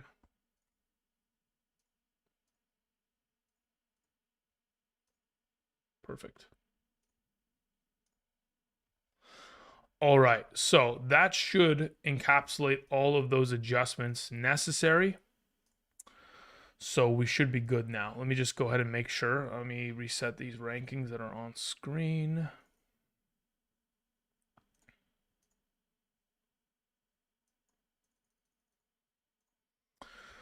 So running back won't be affected because Bijan is still Bijan and Algier is active, so I'm not even worried about those. Those are just projected as such. Let me make sure. I will show you exactly where I've adjusted Darnell Mooney if you guys haven't been able to already tell in terms of where I have him currently projected.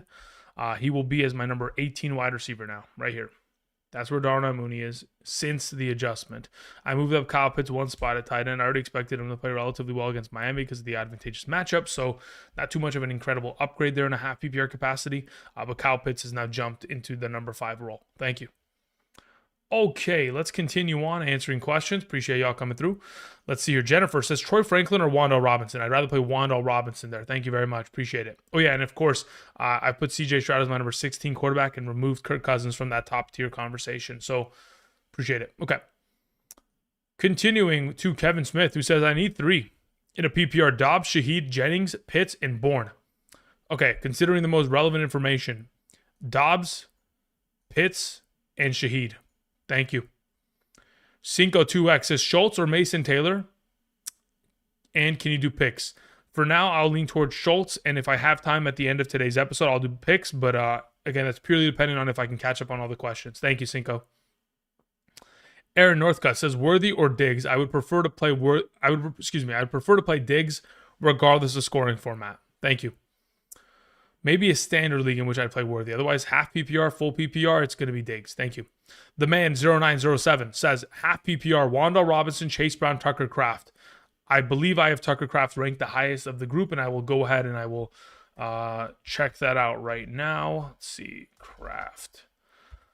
Tucker Kraft is my highest ranked between the 3. Thank you. Brooklyn Hooper says, what's up, Andrew? Golden, Mooney, Noel. Yep, now that we know it, it's Mooney for sure.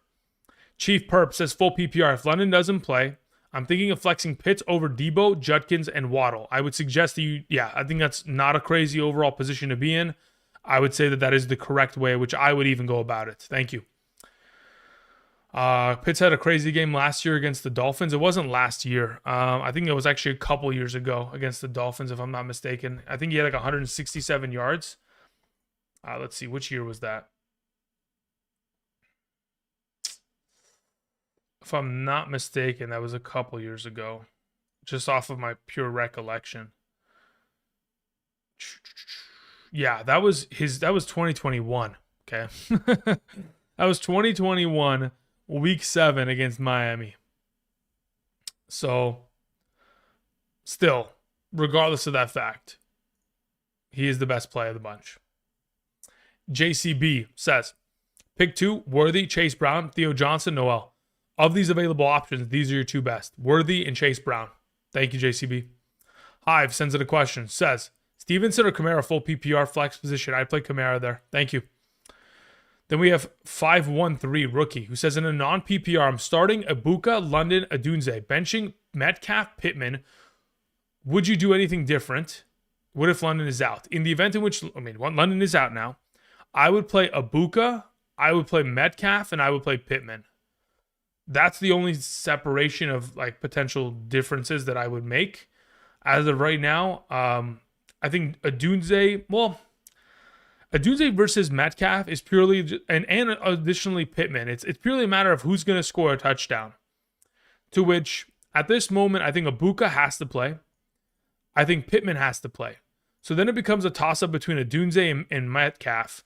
To which I think to myself, if I had to lean one way over the other, I would rather play Metcalf there in a non-PPR. If it was a half or full PPR, I'll take Adunze because I think he has a higher ceiling of receptions, purely based on just the opportunity share that he'll be exposed to. But in a non-PPR, I probably just go Ibuka, Metcalf, Pittman. If you wanted to play Adunze over Metcalf, I don't have an issue with it. They're back-to-back ranked genuinely in my rankings.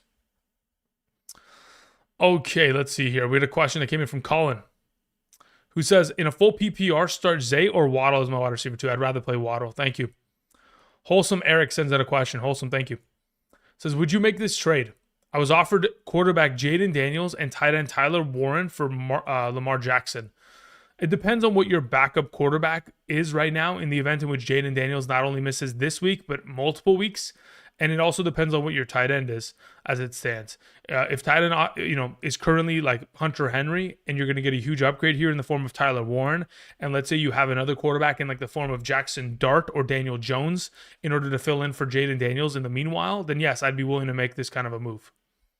In the event in which that's not the case, and your like backup quarterback at the moment is having to play, I'd still make this move. I think I'm okay making it. That works for me.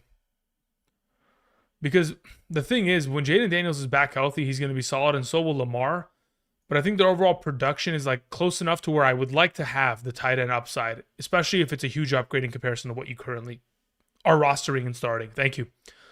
Gog says full PPR. 2 running backs, 2 flex. Hubbard, Chase Brown, Kamara, Dobbs, Fannin, and Schultz. Okay. As of today, Chase Brown and Kamara, Dobbs and Schultz. Those are my 4 starters. Thank you. Tony R 481 says full PPR. At the flex, pick 2. Woody, Bill, Fanning, Mason Taylor. In a full PPR as it currently stands, let me check where I have Mason Taylor. Okay, technically speaking, full PPR, I have Woody and Mason Taylor as my 2 highest ranked players. Bill would be number 3, odd man out. Thank you. Teddy H says, I have May, CMC, JCM, Olave, Wandell, Otten, and Worthy starting. I have Dart, DJ Moore, Schultz, and Pollard on the bench. Any changes? I keep Drake May in. That's fine by me. Do I play Olave, JCM, Wandell, Robinson? Yeah, DJ Moore stays on the bench. Schultz, I'd play over Otten. And that's the only separate. Yeah, that's the only difference. Actually, you know what? Theoretically, maybe I play both of them over Worthy in a full PPR. Give me a second here. Yeah, I would actually play Schultz in the flex and play Worthy and Schultz over Worthy. I would play Otten and Schultz over Worthy. So Schultz in the flex for Worthy there is my only difference. Thank you. John sends in a question. Says, my full PPR starters are Baker, Christian McCaffrey, Josh Jacobs, Abuka, Sutton, and Gadsden. I need a flex between Adunze, DK, Debo, JCM, Rashad White, and Chase Brown. Rashad White. No question about it. That's my highest projected player. Aaron Northcutt says higher upside defense. Browns or Cincinnati? Cincinnati. Flotation says onward to another championship. 100%. Okay, let's see here, brother. What do we have available to you? Okay, so in terms of the message you sent me on Twitter, let's see what you have here, brother. It says final lineup. We have Josh Allen, Woody Marks, Ramondre Stevenson, Chris Olave, T. Higgins, DJ Moore, Hunter Henry, Jalen Noel, Dart. Yeah, that is how I would approach it. I think this is the correct lineup to go with this week. Thank you. Appreciate it, Flotation. Omar G says Scat, Chase Brown, or DK start 2. Ooh, okay, Scat has to play. So then it just becomes a matter of Chase Brown versus DK. And as it currently stands in a full PPR capacity, I have DK currently back-to-back ranked with Chase Brown. In a full PPR, I think between the two of them, I would prefer to play both running backs, genuinely. I'll take Chase Brown and Scat today. I will say, though, Chase Brown and DK Metcalf back-to-back 37-38. Projected in between the two of them, less than a half a point separation. If you wanted to play DK, I don't have an issue with it, but I currently have it as Chase Brown Scat. Matthew Kim says PPR bench 1, Jawan Jennings, Judy, Golden, Kelsey, or Noel. If I'm benching one, it's Judy. I have no interest in playing Judy in any capacity in 2025. Thank you. Rusty says, oops, I need to start a bad wide receiver, Bourne or Sterling.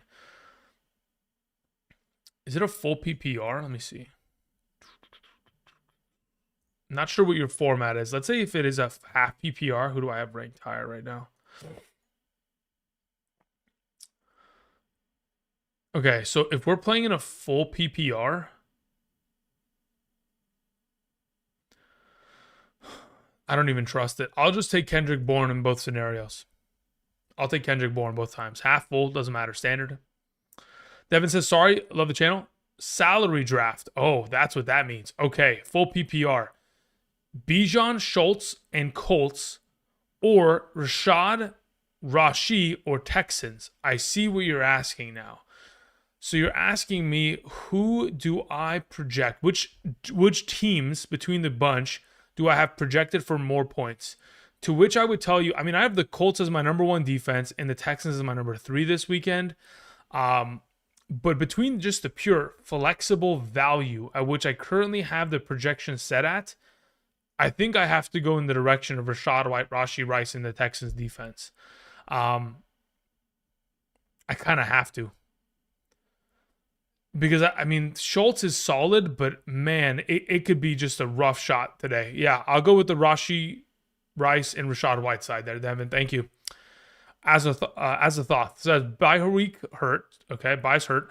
Should I flex Hunter Henry or Io Manor? I'd rather flex Hunter Henry. Genuinely, appreciate it. All right, your boy Gator says in a full PPR flex Woody, Pacheco, Noel. I'd play Woody there very comfortably. Thank you. Supra saying says, who do I start in the flex? 6 point per touchdown. We have JCM, Troy Franklin, or Fannin. Between those three available options, full PPR. Let me see where I have Ja'Cory. Yeah, I'd still play Ja'Cory Cross-Scheme right there. I'll take JCM. I understand there's a lot of sketchiness in revolving around his potential production. If you wanted the safe, potential 6 to 8 points, Troy Franklin's the play. I'd just lean towards JCM there, and I'll take the risk. All right, Boy Blue says, Pitts, Tez Johnson, Mooney, full PPR, thanks. As of right now, if I was to adjust the rankings accordingly, I would still have Kyle Pitts ahead of Mooney in a full PPR. Thank you.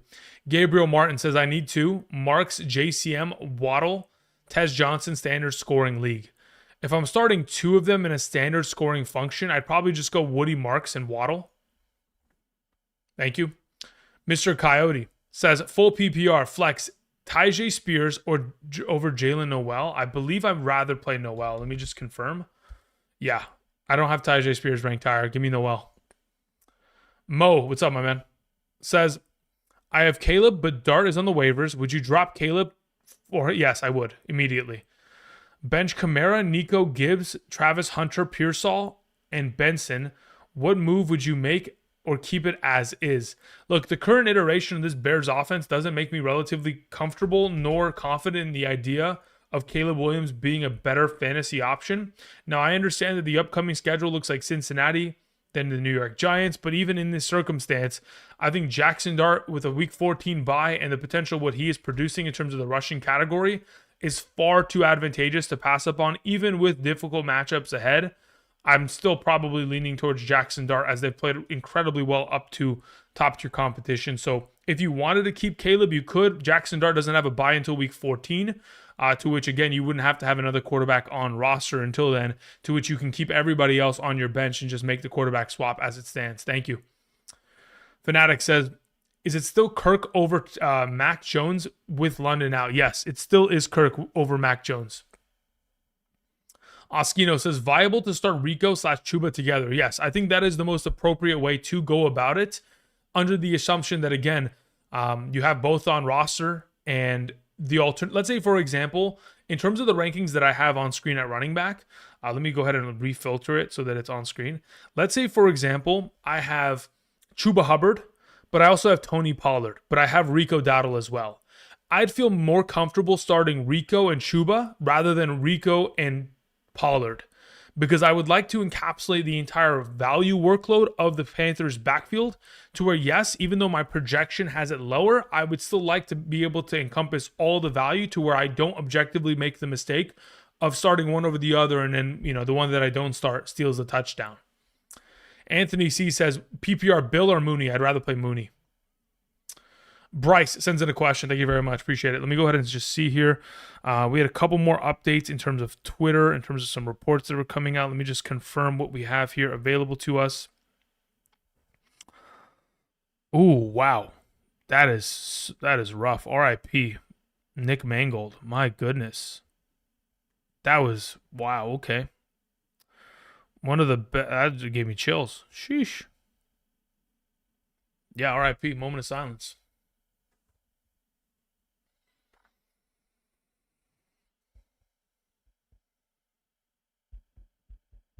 All right, thank you.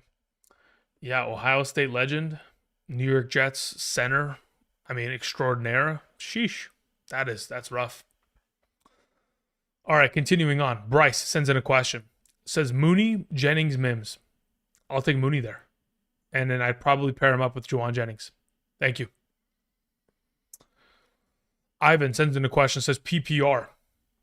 Half a point tight end premium. Okay. 1.5. Okay. Mooney over Ferguson, Kittle, Kamara. I don't think I actually play him over any of those. I like Mooney a lot, but do I go about it to where I play him over the... Okay, you know what I want to see real quick? Give me a moment, guys. I need to check something just for the purposes of my recollection.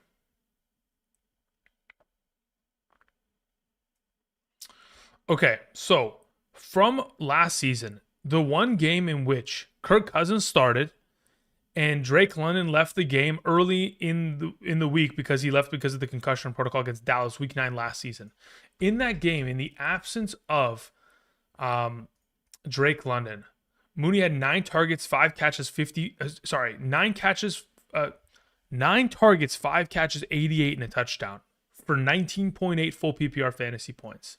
So in the one game in which Mooney was active and London was gone, that's the kind of production we saw out of Mooney. In that same game, Kyle Pitts very much so not relevant, but I still have Kyle Pitts relatively highly ranked. But in the case of which we have Ferguson, Kittle, Kamara, full PPR, if I have it as such, I could justify playing him over Kamara. That's fine by me. Other than that, I don't play him over any of the tight ends because of your tight end premium format. Thank you. Sai Chan says, Mooney, DK, Tez. Pick 2. Yeah, Mooney and DK are my suggestions. Thank you. Carson says, Alvin Kamara or Darnell Mooney. I think it's, like I just mentioned, I think I'll just take Mooney there. Again, in the one singular game last year where Mooney had, unfortunately, well, not unfortunately, but actually helps us out for this week. In the one week in which Drake London got injured and left early last year, Darnell Mooney against Dallas, 9 targets, 5 catches, 88 and a touchdown. Incredible week. That kind of opportunity share should be expected from him. Janik says, Fant or Loveland? I'd rather play Loveland. Thank you. Alrighty, let's see here. We had a question that came in from Jay, who says, London is out. Do I play Waddle, Darnell Mooney? Ooh, I think it depends on a couple factors. If we're talking about the potential, let's see here real quick. Is it a full PPR? We move. I'd be okay playing. Yeah, I don't have an issue in a full PPR rolling Mooney over Waddle. Let me see what the status of Waddle is. I know that there was a questionable tag for him earlier today or earlier this week because of the hamstring. It says Waddle was limited in practice this week, but able to close out the week with a full practice. Yeah, I'd still stick with Waddle there. I think both are great plays. I could justify playing Mooney over him. If you would like to, you can, but I would still stick with Waddle there. Thank you. Dan Seck says, rest of season question. I have Bo Nix, Flacco, and Stroud rostered. I only want 2 quarterbacks rostered, and Darnold is on the waivers. I like this week 12 matchup against Tennessee. Keep Bo. Who do I drop? I would drop Stroud and Flacco if you need to, and then pick up Darnold pretty much. That's the way you go about it. Thank you. Jay Holly 203 says, Flowers or Dobbins? PPR. I would still rather play Dobbins here. Thank you. Goshi says, DJ Moore, Marvin Mims, Ingram, flex full PPR. Let me see where I have Ingram comparatively to the group. As of this moment, I have it ranked DJ Moore, Evan Ingram, Mims. That's the order. I'll take Moore first and foremost. Thank you. Bob France says, Fannin or Kincaid? I'd prefer to play Kincaid. Scares me with injury. Yeah, if you want to pivot to Fannin, you can. The only reason I don't have Fannin anywhere higher than where I currently have him projected is because David Njoku is playing. FRS says, Tez or Mooney? I'd rather play Mooney. Thank you. Big Trez says, tight end pick 2, Zach Ertz, Mason Taylor, Loveland. I'll take Zach. Well, no, I don't even want to play Zach Ertz. I'll take Mason Taylor and Loveland today. Thank you. Frosty, what's up? Says, flex Woody, Downs, Chuba, Manungai, or Algier. Woody would be my suggestion out of the group. Thank you. Tot VTG says, PPR, pick 2 between Algier, Marks, Pacheco, Hendo, and Davis. Marks and Pacheco are my suggestions. Thank you. JV817 says, I've got Waddle and Tetaroa McMillan. Do I pick up Mooney instead? Yeah, as of right now, I would probably still stick with these 2 as the primary starts as of today. Thank you. Joshua Hart sends it a question. Nothing attached to it. Just a little Tweety bird. Thank you, Joshua. If you have any other questions, let me know. Auntie Slayer says, Woody over Tetaroa McMillan in a full PPR? No, I would. Sorry, over Tez. Excuse me, not Tet. I would play Woody over Tez. That works for me. Thank you. Champagne says, Mooney or Dowdle? I would rather play Mooney here. Thank you. You know what? I got to go check if Mooney's available in one of my other leagues. Hold up. Yeah, he's not. Of course not. He shouldn't be, but in case, I just wanted to check.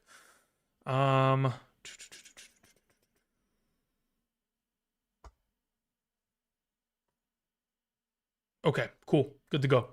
All right, continuing on. So yeah, between this question, Mr. Says, full PPR, start Woody, Marks, or Chase Brown. I would rather play Chase Brown. Thank you. Kyle Gracie says, half PPR, Ramondre or Mooney. Ooh, let me see where I have them subsequently ranked in compared to one another. As it currently stands between the two of them, I still have, based on my slight adjustment, just to move Darnell Mooney to where I currently have him set, I would still have Ramondre Stevenson projected for more points. So at the moment, I would still go Ramondre there. Not a usual question, but two guys for early waiver stash. Isaiah Davis needs to be stashed. Another potential waiver stash for this week.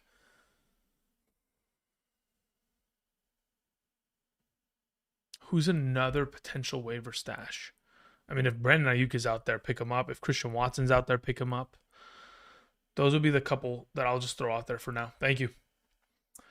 Mando Jr., excuse me.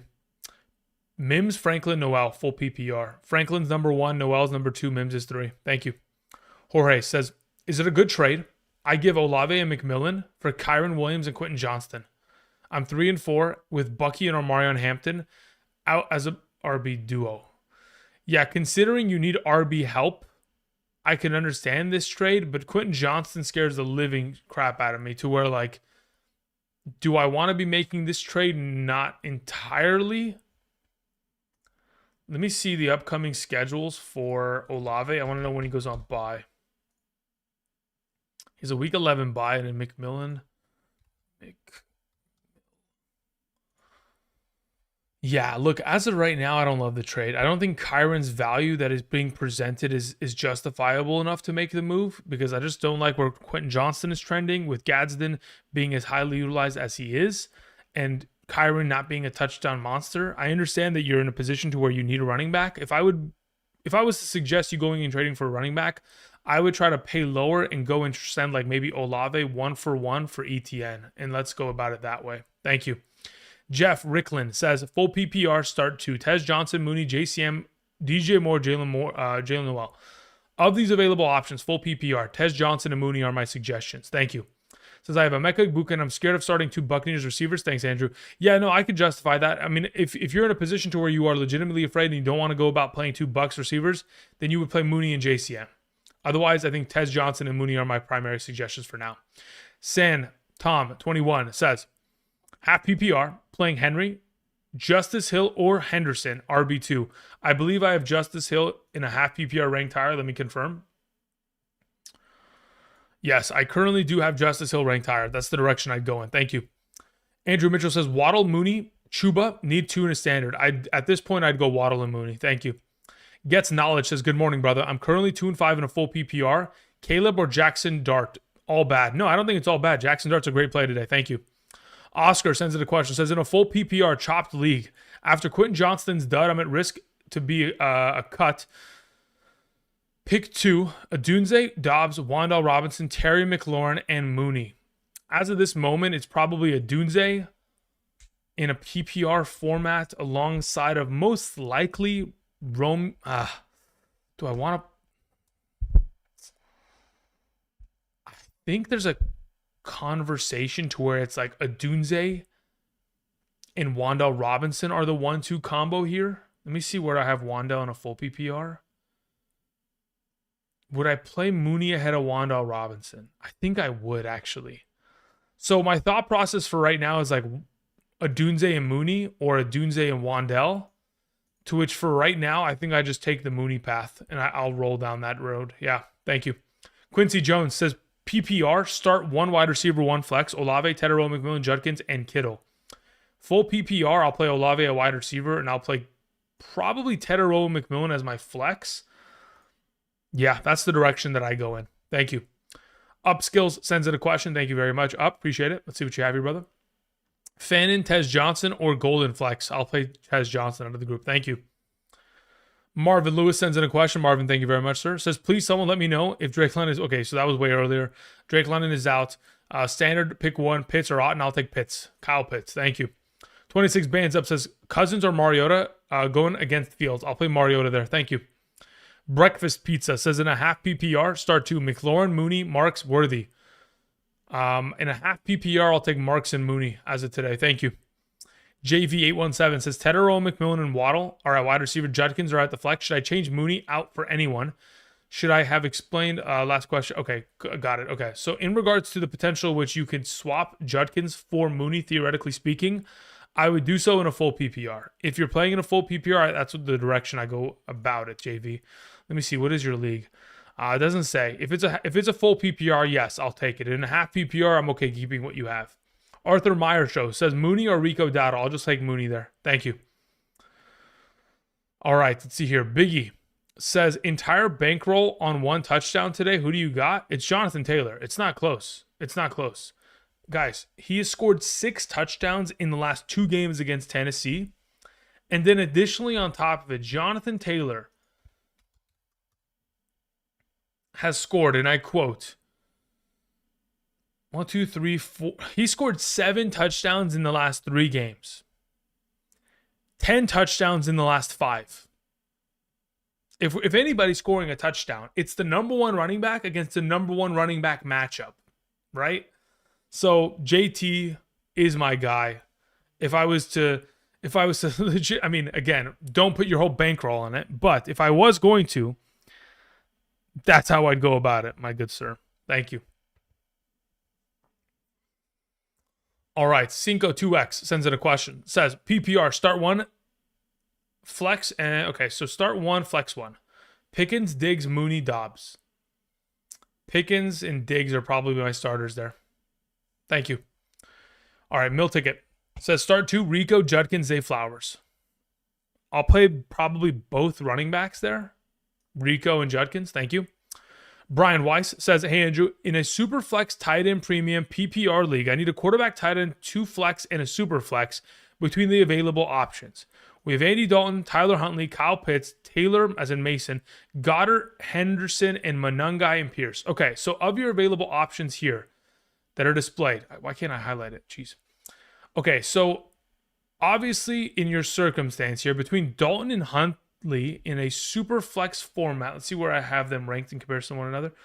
I have Tyler Huntley ranked higher, so I'll play Tyler Huntley in the super flex, Dalton as your flex, as your quarterback. So I'm going to play both QBs here. So Dalton and Huntley both play. Then I play Goddard as your tight end, Pitts as your first flex, and Monangai as your, well, actually it's a full PPR tight end premium, right? So I'm playing Goddard, Taylor, and Pitts, Dalton, and Huntley. So both quarterbacks and all 3 tight ends. Thank you, Brian. Appreciate it, my man. Next question. Full PPR, need a flex and tight end. Taylor, Fanning, Dowdle, Marks, Golden, Moore. Marks would play as your flex, and Taylor would be your tight end. Thank you. Terod Taylor says, full PPR. Should I trade Waddle for Kenneth Walker? No. I have no interest in trading for Kenneth Walker unless he gets traded to another team. Thank you. Or unless Charbonnet gets traded, you know. Nathan Gutierrez says, Drake out. Running backs are Henry, Haskins, Stevenson, Hubbard. Wide receivers are Rashi, Drake, Cup. By the way, Haskins can be dropped. I don't know why you have him on roster still. He can be dropped. Rashi, Drake, Cup, Noel, Myers. We have tight end Gadsden. Started. Okay, we have TJ Hawkinson as well.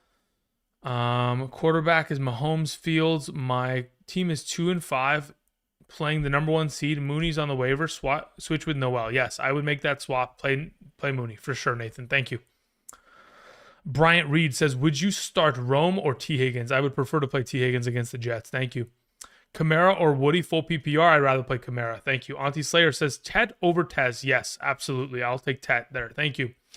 Tot VTG says, full PPR, Marks, Kelsey, Kincaid, or Golden. Of these available options in a full PPR, let me see where I have Woody Marks in comparison. Woody Marks would be my highest ranked player of the group. That would be my suggestion. Woody Marks there. Thank you. Dragon Slayer says, Adunze, Diggs, or pick up Mooney. I would just play Adunze out of the group or Diggs. In a full PPR, I think Diggs is the safest play of the bunch, though. I'd go in the direction of playing Stephon Diggs there. Thank you. Nick sends in a question. Says Spears, Noel, Pacheco, Team is hurtful PPR. I think I'm still going to play Pacheco in this circumstance. Thank you. Dan Seck sends in a question. Says, I don't trust Huntley at quarterback. Starting Rashi, but I have Flowers, Tez and Franklin. Start the last two and bench Flowers. I see the rankings full PPR. Yeah, I mean, look, if you don't trust Huntley, that's something that you're going to have to go with on your own. If you were to bench Flowers and just go Franklin and Tez, I don't think that's a bad decision. I think there's a justification to that, but I think Huntley has provided enough play over the course of his career for me to trust, especially his final 2 games last year with the Dolphins. Week 17, if I'm not mistaken, like Tyreek Hill had like 9 grabs over 100 yards. Week 18 last year, Jonnu Smith had like 9 grabs, 80-something yards in a tutty. Like, he knows how to get his best players the ball. He's a good quarterback, so I'm not too worried about Flowers in this circumstance. I pair Flowers with Tez, but if you wanted to pair him up, or if you didn't want to play Flowers, then so be it. That's got to be your decision at the end of the day as the final decision maker of your roster. Max says Scat, Tet, Alvin for Puka, Scat for Swift and Worthy. I don't like any of these trades. In a 12-team league, it doesn't make sense to me. I would rather just keep Scat here, and I would rather just keep Scat, Tet, and Alvin. I don't think I need Puka for this. If you show me the rest of your team, Mac, and you've got the greatest team of all time, and you could legitimately afford to get rid of these 3, and your starting lineup is still impeccable, then sure, we can make this trade. But ultimately, just out of the context of in a vacuum, just looking at the prospects available, I'd keep what you have. I'm not making any of those trades. Thank you. All right. Gundy, what's up, my man? Says, good morning. Pick 1.5 PPR. Higgins, Mims, Troy Franklin, Noel, Io Manor. Assuming Higgins is not T. Higgins, and that is Jaden Higgins. Because if it is T. Higgins, that is my suggestion. Assuming it is not T. Higgins, I would play Troy Franklin out of the group. Noel will be second. Thank you. To be honest, I don't trust the X. Worthy play. I'm 1-6, looking for a second win. If you don't want to play Xavier Worthy, then you would go Troy and Noel. But I think, look, the thing that Xavier Worthy provides is touchdown potential, considering how great the offense has been. Okay. Good to go. All right, Beaver sends in a question. Beaver, what's up, my man? Says play 2, Dobbs, McLaurin, Mooney, Diggs. Diggs and Mooney, full PPR. Thank you. Damon Smith says full PPR, pick 2, DJ Moore, Noel, Loveland. I'll take both wide receivers there. I think I think I kind of have to. I think there's a little bit more safety with going DJ Moore there in comparison to Loveland. Let me see here.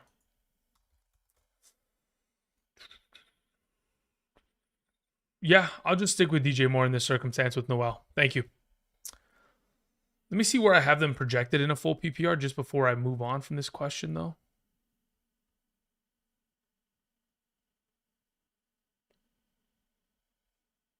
We have Loveland.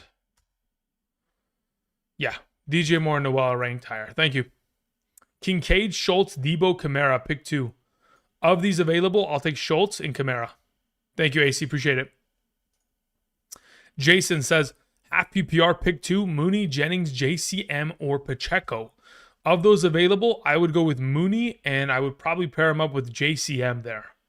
This is a half PPR question? Yes. So then at that point, no, I'll take Pacheco, actually. So it would be Mooney and Pacheco. Mooney, Pacheco. Thank you. Manil Patel sends in a question. Thank you, Manil. Half PPR, Mooney or Pacheco? Between the two of those, I think I just roll with my Darnell Mooney in this circumstance. Mooney or Chase Brown, full PPR. Let me see where I have Chase Brown in a full PPR, and I'll tell you where I have him availably ranked. I'll still take Chase Brown there. Actually, no. Well, it's going to be really close. They're going to be back-to-back. Shoot, man. Let's just play it safe. Let's just go Chase Brown there in a full PPR. Man, I don't know.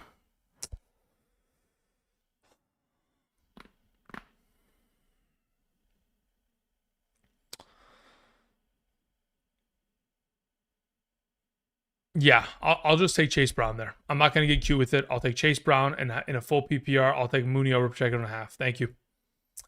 Ira says Mooney or Tez Johnson. I'd rather play Mooney there. I have a Buka, scared of 2 wide receivers, same team. Yeah, that's fine. Mooney's a great play. Brian says Henry or Swift today. I'd rather play Derrick Henry. Lamar is out, so I'm thinking the limit in his touches. No, I could understand the overall idea there, but I would anticipate with Patrick Ricard back, their fullback, their running game should be evolved. Steve says Pitts or Schultz. I'd rather play Pitts. Feel like Bijan will just run all game. There's a possibility that that's the case, but if that's not going to be the case, because again, here's the thing. Like, I'd be very much so surprised if we get a game in the National Football League in 2025 where the quarterback comes away with less than 20 attempts. And if we have Pitts and Mooney as our top two options, there's no more Ray McLeod. There's no Drake London. Bijan's the next best option in terms of a target opportunity. Like, Pitts and Mooney should be littered with targets today. That's why I'm going in those directions. Oni says Superflex, pick one. Judkins, Huntley, Tua, Dalton. Would I rather play Huntley over Judkins in a Superflex capacity? I think I would. I think there's a lot of inherent risk within it, but I think what Huntley provides in terms of the potential of just being like 10 solid points, is it worth it? Is it worth it against Chicago? If he starts to run actively, sure. But if he does, if it was a 6-point per passing touchdown league, I'd tell you to play Dalton. I honestly think you should just play Judkins here. Just play it safe. Play your stud. Cavalry, what's up, my man? It says Pittman or Tez or Mooney. I'd play Pittman there. That's your best play. Thank you. James King says full PPR. Fannin or Golden flex. I'd play Harold Fannin. Steve says half PPR. Flex Marks, Franklin, DJ Moore, Noel Jennings. Marks. Thank you, Steve. Appreciate it. Oat Smasher says Alec Pierce, Mason Taylor, Noel, or Tennessee wide receiver. Of these available options, I probably end up playing Mason Taylor out of the group. Thank you. Alrighty, continuing on, we had Rogo with a follow-up question. Says, I don't think you guys can see it on screen, but it's okay. There it is. Rogo says, Swift just cleared. For clarity, you had Pacheco over Marks, and now they're switched. What changed? The overall projection, well, the primary reason is because two of the starting offensive linemen of the Kansas City Chiefs are going to be out on Monday night, Trey Smith and I think it's Simmons, their left tackle. So considering two of the offensive linemen are out, I think just purely based off projection, the overall efficiency in terms of yard per carry dipped for Pacheco, making him a lesser option comparatively, and just based off of the overall projected attempts that he was given. So that's the overall primary reason for the change. So yeah, I'd still go in the direction of Woody Marks here. Thank you. Hollow Card says Baker or Dart. I mean, look, I prefer at all times in a 4-point per passing touchdown format to go towards a quarterback with rushing upside. If you want to play Baker, I don't think it's a bad idea. Baker's been consistent and one of the best quarterbacks in fantasy this season. So if you would like to go down that path, go for it. But for me, I'm playing Dart today. Jay sends in a question, says, do you think Kamara will be better with Kendre Miller out? He should be. Not because his efficiency will go up, but because of the overall volume of touches will go up. Snowchild says, Mooney, Zay, Chase Brown, pick 2 PPR. Play Mooney and Chase Brown there, Snowchild. Thank you. Anthony B sends in a question, says, pick 2, best flex full PPR. Tez, Mooney, Dalton, Schultz, Kincaid. I would suggest you play Schultz and Mooney there, Anthony B. Thank you. Lone Lion 02 says, Mooney, Wandale Robinson, Higgins, pick 2. Mooney and Wanda. Well, let's say Higgins is T. Higgins. I would play T. Higgins and probably Mooney. And then it's, well, actually, you know, I'm going to go back and forth on it a million times with this Mooney guy. As of right now, assuming it's T. Higgins gets the auto start. In the event in which it's a full PPR, Wandale Robinson, Mooney, I think we can flip a coin on the matter. I think I'm beginning to kind of talk myself in a full PPR to go Mooney in a half PPR. I'm even talking myself Mooney in a half PPR, to which I would change the rankings that are here and moving up Mooney one spot here. Yeah, you know what? I'm going to talk myself into it. I'm going to do it real quick. Give me a second. I'm going to change my ranking on screen here.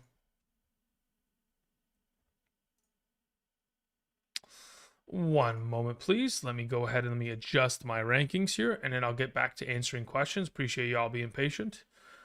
Alrighty, really quickly.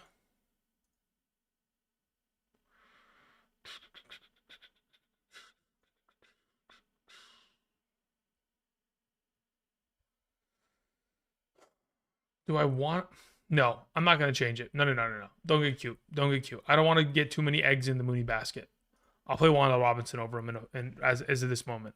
So it's Wanda Robinson and Higgins. Just play Wanda Robinson and Higgins and just roll with that. That's fine. I'm not gonna get cute with it. Okay. Continuing on. We had Janelle who says, does Njoku move ahead of Otten or Kincaid? Absolutely not. No.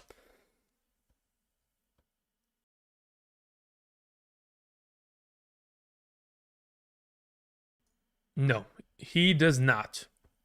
I would love him to be more relevant, but unfortunately, that is not the case in terms of this current iteration of the circumstance. So I would play Otten ahead of the group there, Janelle. Thank you. And I'd play Kincaid over Njoku as well. Adrian Acosta says, pick 2, Bill, Marks, McMillan. I would play Marks and McMillan there. Kincaid or Henry at tight end. To which for right now, as of this moment, I would lean towards playing Kincaid because of the matchup in comparison. So Marks, McMillan, Kincaid, Adrian, thank you. All right, let's see here. Visayas says, PPR flex, Rome Odunze or Jalen Warren. In a full PPR, I would flex Rome Odunze. Thank you. Jonathan Del Angel says, in a full PPR flex format, PPR Shakir or Mason Taylor. Let me see where I have them in comparison to one another, and I'll let you know right now. As of this moment, in a full PPR capacity, I have Mason Taylor ranked higher, and that's the direction I would go in. Philip R. sends in a question, says, pick 2 in a PPR. Bourne, Mims, Hollywood, Brown. I would play Hollywood and Mims. I would bench Bourne today. Thank you, Philip. Appreciate that. Alrighty, we've slowly but surely caught up, evidently, over the course of today's live stream. I do appreciate y'all coming through, supporting the channel. Again, for those of you who are just joining us this morning, yes, Drake London is inactive, so make sure he's out of your lineup. If you have the ability to pick up Darnell Mooney, I have him at a top 18 wide receiver capacity of the remaining wide receivers going into the given week, to which I do believe he is going to find himself excellent value and potential for upside. Additionally, on top of it, today is, National Tight Ends Day, so welcome to National Tight Ends Day. We should find a lot of value in the form of touchdowns from our tight ends. Fingers crossed. Now, in regards to any other potential injuries that we know of note, let me just make sure there's nothing that came out in the last 10 minutes here that I, technically may have missed. I believe that is the only thing that as of this morning was the biggest difference maker in terms of our lineups. Yeah, that is the only differential at the moment. Thank you. Okay. Continuing on to answer questions. We had AP who sends in a question. AP says, flex Mooney or Chuba Hubbard? PPR. I'd rather play Mooney. Yeah, absolutely. Starting Rico. Yeah, even with Rico there and my justification for playing both of the Carolina Panthers running backs, I think the separation of value between Mooney and Chuba in a full PPR is so significant that Mooney just has to play next to Rico in that circumstance. Thank you, AP. I appreciate that. Okay, let's see here. Josh Downs or Mason Taylor in the flex is tricky. Yeah, I agree. I would probably lean towards Mason Taylor, though, as of this moment. Somebody asked Dak Prescott or Jordan Love. I will point towards the rankings here. I have Dak Prescott as my number 9 and Jordan Love as my number 11. I think Dak Prescott, his production as of late justifies that he can still be of a incredible value even against Denver. Because Denver offensively, their woes have just provided more upside for opposing teams to take advantage of their defense. Hubbard or Manungai? I would, at this point, based on the current projections, yeah, I have Hubbard one spot ahead of Manungai, but if you wanted to play Manungai, the separation of value is less than a half a point, so if you want to play Manungai, you can. Can we trust DK over Mooney in a full PPR? I don't think we can trust DK in any capacity over anybody. But at this point, I could justify playing Mooney there. I think that works. I think there's a reality of which that's in solid play. Jorge Perez says, good morning, Andrew. In a full PPR, should I start Leggett over Golden? I would prefer to do so.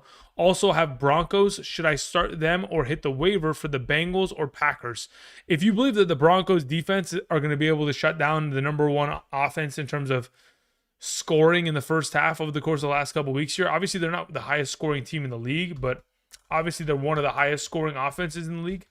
I would venture to say I'm a little bit more comfortable pivoting in comparison to playing against the Dallas Cowboys, who are putting up 31.7 points per game this season.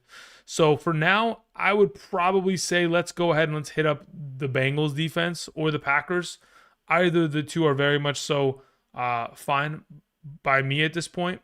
I'm comfortable with either of the two, considering the quarterbacks they're taking on and the overall matchups.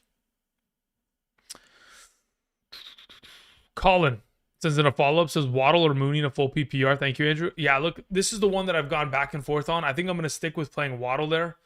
Yeah,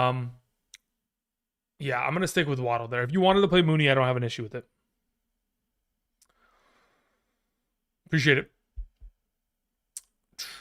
Marks or Otten in a PPR? Let me see where I have Otten. I think Otten is probably ranked higher in my rankings. No. Okay, so right now, I'm not even joking. In a full PPR scoring format, I have Woody Marks and Cade Otton ranked back-to-back. I have Woody Marks one spot ahead of him. Genuinely. Appreciate it.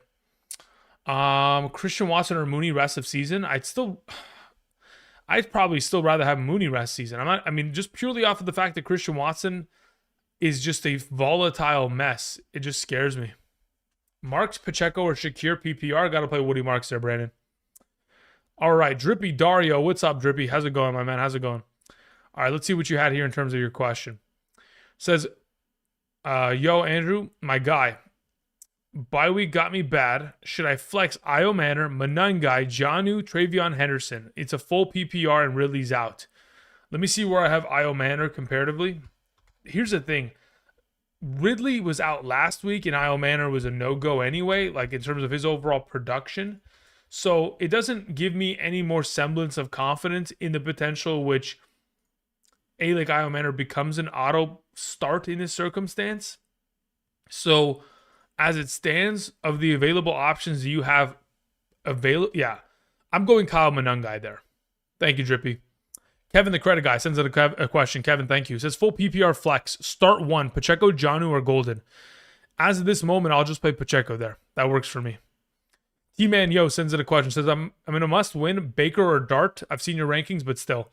I mean, if you know what I'm going to suggest, then you already... So if you know what I'm going to suggest, and you're still asking, that means that you want to play Baker Mayfield, to which I will give you the thumbs up to play Baker Mayfield there, brother. It is not an issue to play Baker. I know that you want to, so just get it done. Put him in your lineup and let it roll, brother. Weston Nelson says, last flex, Tez, Flowers, or Kincaid? Let me see where it's a full PPR. All right, Weston, let me see where I have them ranked. I have Kincaid number 1, Flowers 2, Tez 3. So Kincaid is my suggestion there, Weston. Thank you. James on 215 says, start Fields, Rattler, Mariota. I'll take Mariota genuinely against Kansas City. Again, Kansas City's defense, yes, could be something of a potential scare for us, but in terms of the overall production of quarterbacks, like I don't want to utilize the Geno Smith week of last week to designate value. Like I've seen earlier this season, Trevor Lawrence, who's not a great quarterback, go ahead and put up a great week of 50 rushing yards, 200 passing yards, and a passing touchdown, which I think Mariota is very much so capable of. So there's been many of quarterbacks that have scrambled against the defense, found a lot of success. Additionally, I think Mariota with Terry McLaurin, Deebo Samuel, far better plays than the alternatives of Fields with no weapons and Rattler against a blitz-heavy matchup where he doesn't find very much upside over the course of his season thus far. G. Medina sends in a question, says half PPR, Ferguson or Goddard?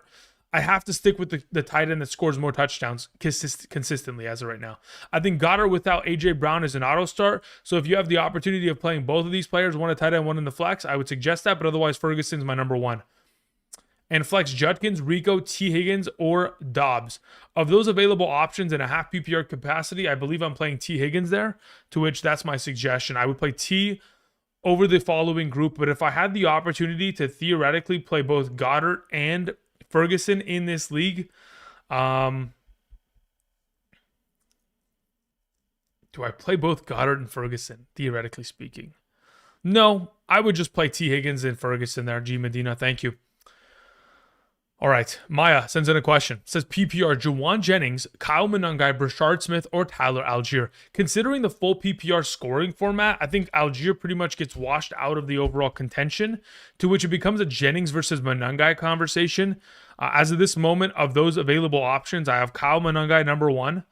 And then it would probably be, is Brashard Smith even close? He's close, but he's not in the same ballpark. I'm playing Kyle Monangai out of the group there of four options. Maya, thank you. Jorge Perez sends in a question. Jorge, thank you very much. Says, who should I drop to pick up a defense, Brian Robinson or Kirk? I would rather drop Kirk. Christian Kirk can get dropped there. Uni sends in a question. Says, non-PPR start three. We have McMillan, Marks, Adunze, and Dowdle. Okay, in a non-PPR scoring format, of the available that you have, I think I still play my top three, which is McMillan, Adunze, and Marks. I think Dowdle's the odd man out looking in. Yeah, that's the direction I'd go in. Thank you. Richard Aziz sends in a question. Thank you, Richard. I appreciate it. Debo, Kamara, Shaheed, Noel, Marvin Mims, Kyle Monangai start three in a full PPR must-win capacity. I started Quentin Johnston on Thursday. Okay, so we need ultimate upside, to which in this circumstance, I would probably play Debo, Kamara, and Shaheed, genuinely. I need Debo Samuel and Shaheed out there for the touchdown potential, Kamara for volume of touches. In comparison to the alternative options, I believe those are the three best plays. Thank you. Appreciate it, my man. Okay.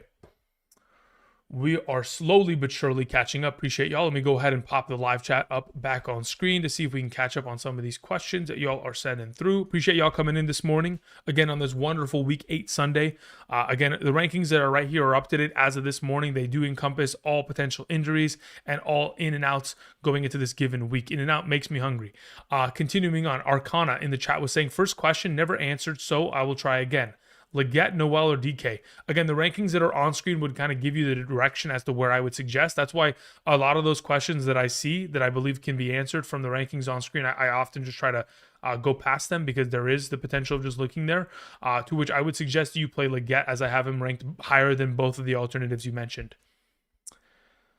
Can you show your better plays again? I don't really think I have too many this week, but I can potentially share that. Just give me a second. Let me pull that up on my own app real quick.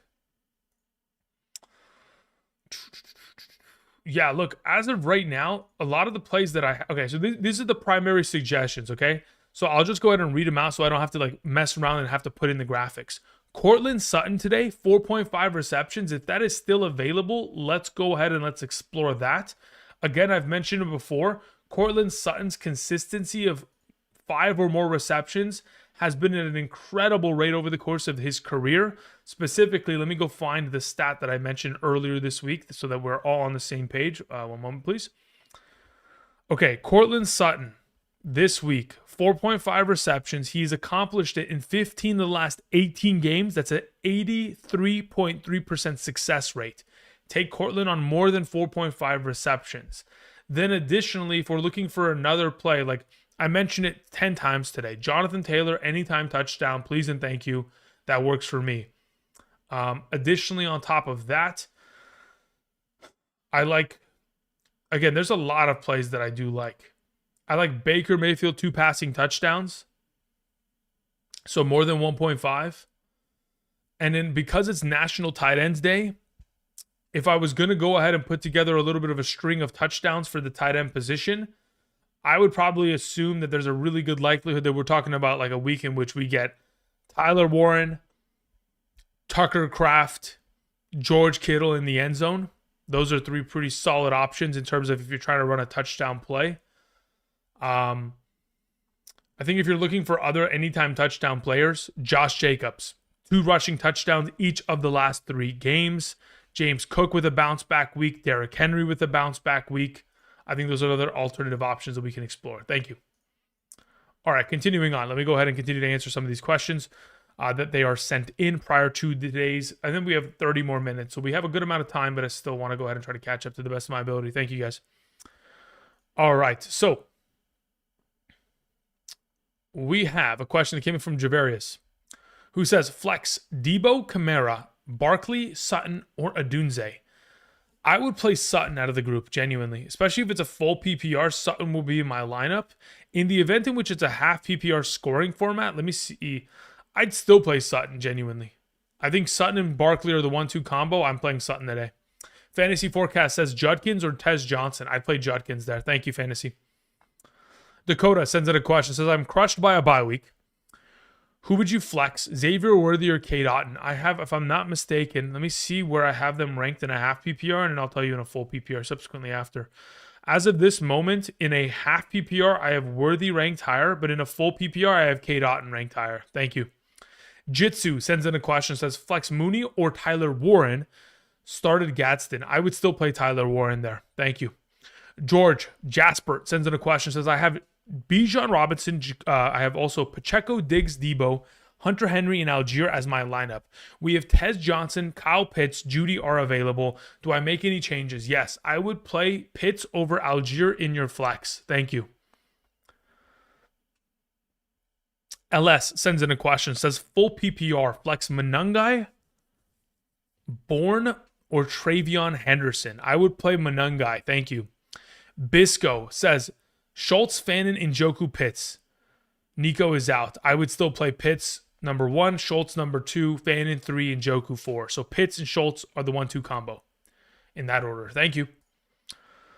Continuing on, Emergency love the channel. Start or bench Mike. Okay, good one. Good one. Listen, Trebor. Listen, brother. We got to put you on timeout now. No, actually, I won't put you on timeout. I know you've done it for multiple weeks now.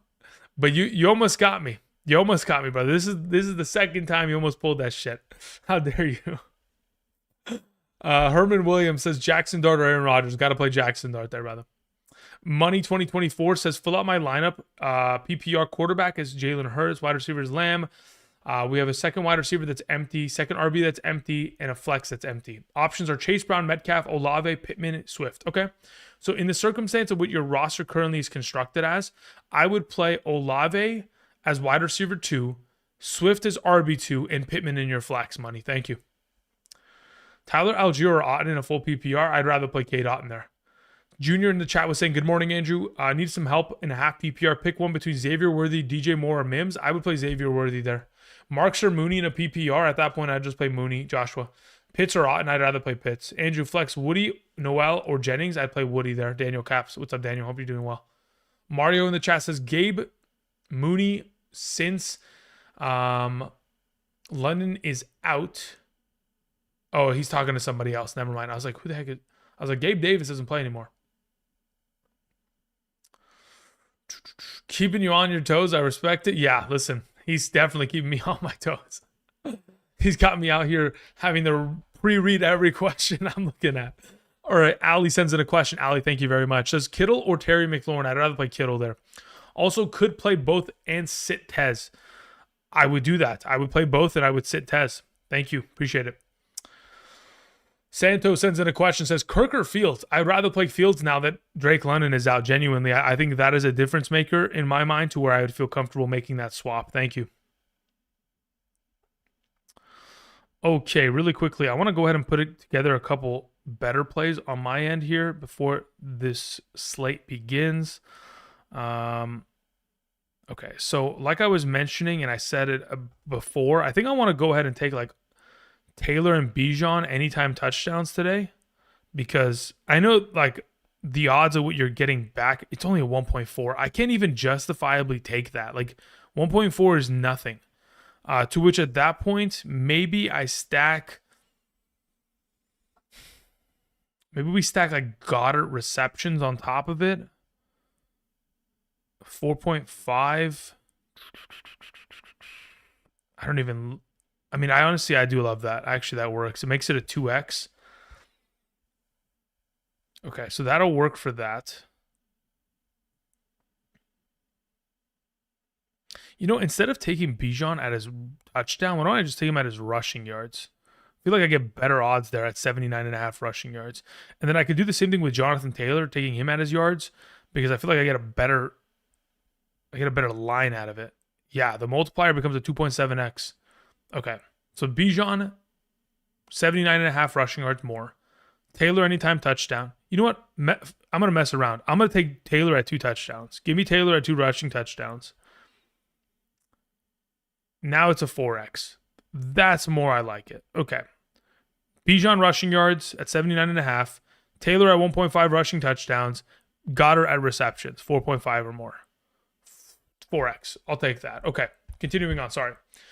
We had Santos. We're going to take Fields there.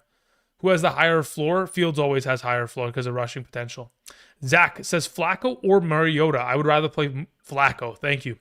Brent Shin, excuse me. Pick one. PPR Golden Shakir or Manungai. In a PPR scoring format, I would play Khalil Shakir. Thank you.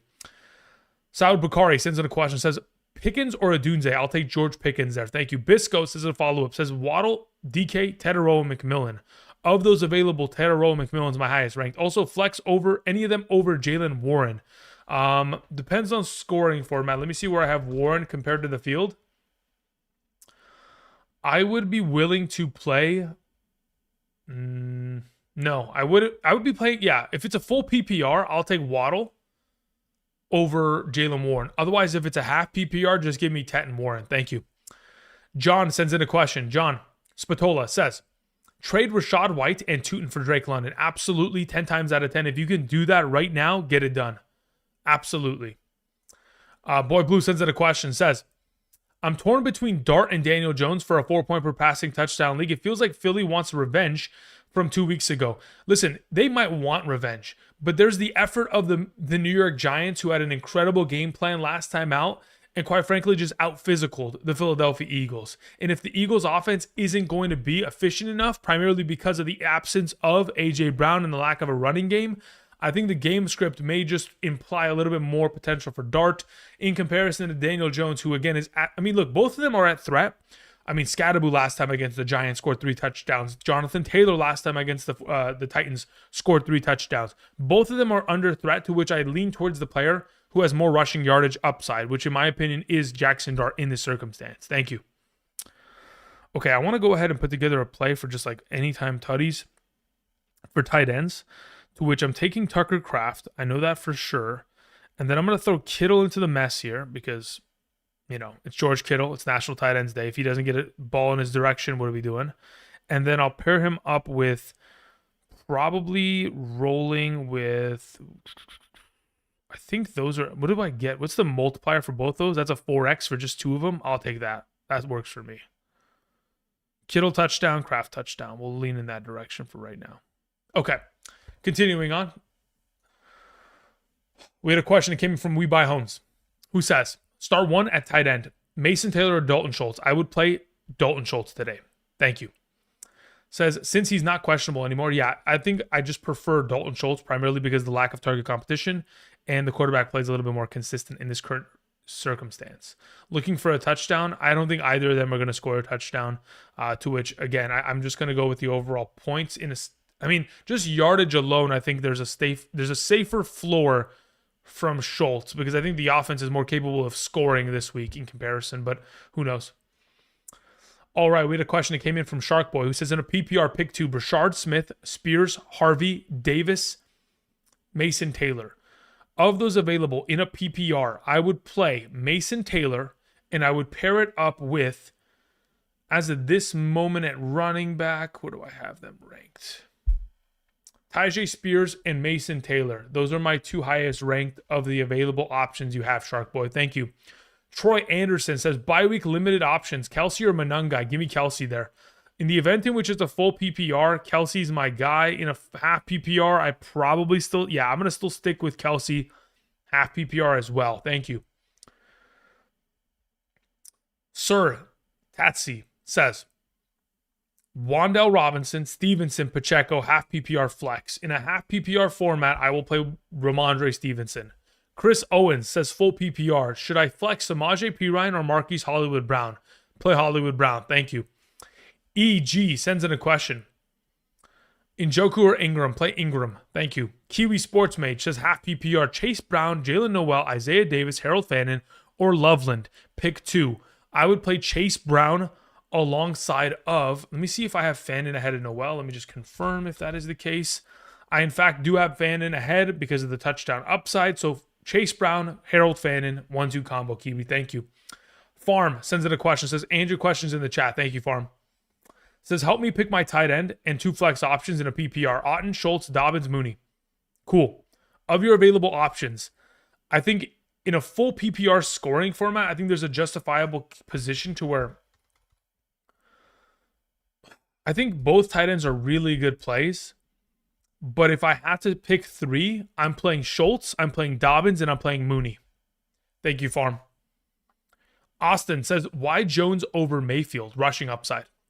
Anytime we have the rushing touchdown upside, if the potential that revolves around that, I think there's just too much potential for that greatness to be actualized for me not to go in that direction. Fantasy Forecast says Hunter, Njoku, Coleman, Franklin, flex PPR. Let me see where I have Hunter Henry in comparison to Troy Franklin. I'll let you know right now. As of right now, full PPR, I will take Troy Franklin. If it was a half, I would go with Hunter Henry. Actually, you know what? Of the group, I have Keon Coleman ranked the highest. My apologies. Go with Keon Coleman there, Fantasy Forecast. Thanks, man. All right, we are effectively caught up slowly but surely. Appreciate y'all being patient with me today. Again, we are about 18 minutes away from kickoff. I do appreciate y'all coming through. Somebody's asking Pittman or Dobbs, Booty or DK. There's a lot of overall questions that could be answered with the rankings on screen. So again, if you guys haven't checked out the rankings that are here, these rankings can hopefully lead you in the promised land in regards to my overall projections going into this given week. Obviously, I cannot be accurate in everything that I predict, but I try to put in as much hours as possible. I try to sleep as the least amount of hours I possibly can to which I can function, to which I can get you guys in an accurate direction. I do appreciate your guys' support. If you guys haven't yet already and you can, do me a favor and click the like button down below. Thank you very much. Again, the rankings on screen have been updated as of this morning. So if you guys have any questions in regards to who to start interpositionally in a half PPR at running back, wide receiver, tight end, and of course in a 4-point per passing touchdown league at quarterback, that can be answered hopefully on screen, as these are many of the available options who have not played thus far this week. Thank you. Vert sends in a question. Vert, thank you very much. Vert says, pick one in a PPR. Zay Flowers, Ramondre Stevenson, Cade Otton, or Woody Marks. Of those available, I'm playing Ramondre Stevenson. Thank you.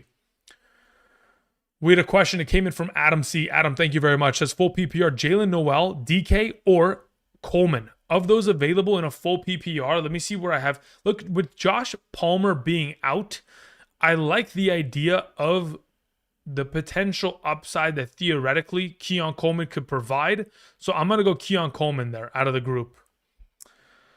All right, let's see here.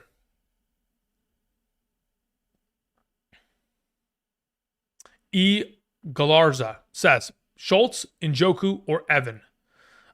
Between those 3 options, I would play Dalton Schultz. Thank you.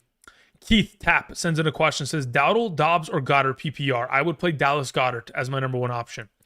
Christian Taylor says Andrew can't super chat because in Mexico, Pitts or Mooney. Okay, Christian Taylor. Long time no see, brother. How's it going? That's such a, I don't know why it's so funny. It's just like random. Okay, anyway. Is it a full PPR? Let me see what you have here. So if we theoretically were to go Mooney in comparison to Pitts, let's see where I have Pitts. As of this moment, I'm okay rolling Mooney there. I'm okay with that. That works for me. I think Pitts is very much so. It's a toss-up between the two. Let's just go Mooney for now. Hey, Andrew, Guillotine League, start Shakir or Mooney? I'd rather play Mooney at that point. Definitely. Hank Hennig sends in a question, says, are we keeping Mike Evans anymore? I have an IR spot. Thank you. Yeah, look, if you have an open IR spot and you can continue to hold him, then sure. The projection is that he'll return by week 13, 14, and at that point, he could provide help in the fantasy playoffs. But if you need to play somebody in that IR position instead of him in order to give yourself position or kind of just competitive advantage for the next 4 to 8 weeks here, more like 8 weeks, not 4 to 8. For the next 8 weeks, if you need the positional advantage of having an open IR spot, then you drop him. Very much so dependent on roster specifics. Marcus H says Otton or JCM. I would legitimately rather have Otton. Bacon crispy or chewy? I'd rather have crispy. Thank you. You guys really want to, you're pushing the limits today, huh, guys? Steve Jobs sends in a question. Says Theo Johnson or Chimere DK? Full PPR. I'd rather play Chimere DK. Theo Johnson didn't have a great overall outing last time out against that defense. Again, Daniel Bellinger is getting more looks. It's kind of a little bit of a lesser potential. C. Banger says, Superflex, Dalton or Cousins now that London is out. Even with London out, I think I'd still prefer to play Kirk Cousins in the given matchup because of the Miami Dolphins defense. Charlene, thank you. Let's see here. Half PPR, Pacheco, Mooney, Shakir, Fannin. I'd play Pacheco and Mooney there. Gabe, I think that's a really solid overall approach. Baker or Dak, 6 point per passing touchdown league. Dart is on the waivers. And a 6 point per passing touchdown league, I'd just play Baker at that point. That's fine by me. Greetings. What's up, Tatum? Yoda sends in a question. Says Tedderolo, McMillan, or Wando Robinson PPR. I have Rice in. I'd play Tedderolo, McMillan alongside of him. Hey, Andrew, half PPR, Mims, Slayton, or Monangai. I would rather play Monangai over the group. Schultz, Kraft, or Dowdle start two. I would probably end up playing Kraft for sure. Then the scoring format would imply the second play. If it's a half PPR, I'd play Dowdle. If it's a full PPR, I'll play Schultz. Random, thank you. Bill or Mooney? Just play Mooney there in a full PPR. No, I think Mooney's a great play today. McMillan or Chase Brown? Half PPR. Just give me Chase Brown there. Shakir, Golden, Mason, Taylor, Henderson. Start two. I'll take Shakir and Mason Taylor there, Nate. Thanks, man. Hugh Banks says, full PPR, Marks or Travis Kelce? I'd rather just play Woody Marks there. Fields or Mariota? I'd rather play Mariota.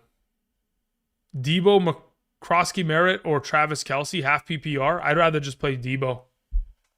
Algier or Monangai. Tedderolo, McMillan, or Swift standard league. I'd rather play standard league running backs, so give me Swift. Bulldog says, does Tet get a bump from Dalton? I absolutely believe he does. I truly do believe. Otherwise, I wouldn't rank him that high. Again, the clip at which Andy Dalton, typically over the course of his career as a Carolina Panther, has had a higher overall opportunity share of passing attempts, the clip at which it is going to be elevated to does provide that value. Sutton or Olave in a standard? Cash Kid, play Sutton. Julian Figueroa sends in a question. Julian, thank you very much, sir. I appreciate it. Says Kincaid or Mooney? Play Mooney. Thank you, guys. Kiwi says in another question, half PPR, 12-team super flex. I want to drop all these guys. Should I? Golden, Ridley, Pearsall, Fields, Blue, Tootin, and Hawkinson. Who can I actually drop? I think it's justifiable to where you can drop Fields, assuming he's not your starting. Well, in a super flex, you can't drop him, actually. So you have to keep him. So Jaden Blue's a drop. I think Tootin can be dropped. And then I think there's a potential in which Godwin can be dropped, but it depends. So for right now, I think both those running backs are droppable. But, I mean, again, you have to think about it this way. They're both lottery tickets. So if you don't want to play the lottery, then you just don't play. But if you do, then you keep them. If you've got a stud tight end and you don't have an upcoming bye, you can drop Hawkinson. That's a way which you can theoretically approach it. Appreciate it. All right, continuing on. I do see a couple more questions sent in via Super Chat. We're going to get to that in just a moment. Appreciate it. Yeah, as of right now, I think your best technical drops in the Superflex format would not be quarterback. It would be Hawkinson or one of those two running backs as of this moment. Thank you. Because as soon as Godwin comes back from injury, assuming McMillan isn't going to be healthy because of his neck injury, I think it's just an automatic to where Godwin would be relevant, assuming he's not still going to be injured or hindered by the injury. David Garcia says, can we get an injury report and Higgins or can we get an injury report and Higgins or White? What do you mean by injury report? I'm so confused as to what that means.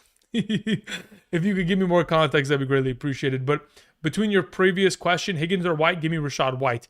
Jay Park, what's up, my man? Says, hey, Andrew, start 2 out of 3. Worthy, Marks, Rico. Jay, what's your scoring format, brother? Because if we're talking about a full PPR, I think it definitely is going to be altered in the way in which I approach it. As of this moment, under the assumption that we're talking about a full PPR scoring format, I would play Marks and Worthy. If you're playing in a half PPR, I would play both running backs, Marks and Rico. Thank you.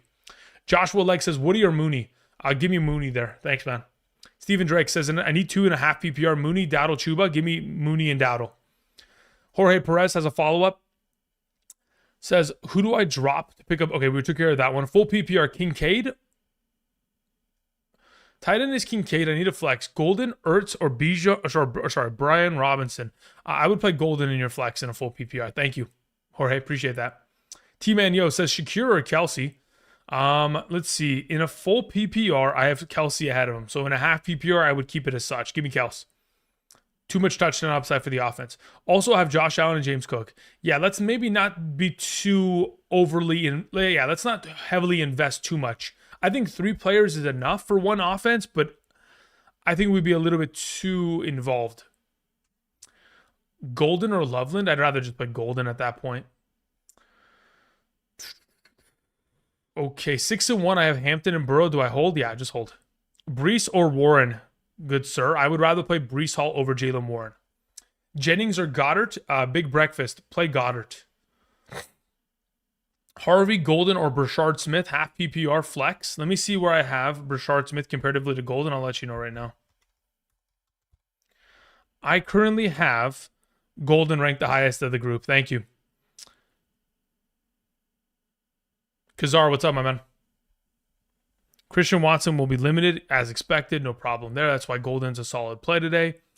Mims, Noel, Leggett.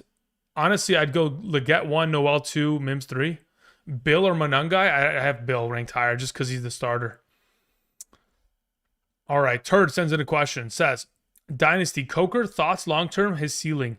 I mean, again, he's only a second-year player. My only concern is that the current iteration of the Carolina Panthers offense very much so limits slot receiving usage. So I would go ahead and probably say that in due time, maybe he will get an expanded role. But in the current week 8 or at least week 7, weeks 1 through 7, Carolina Panthers, the slot position has not gotten a lot of run.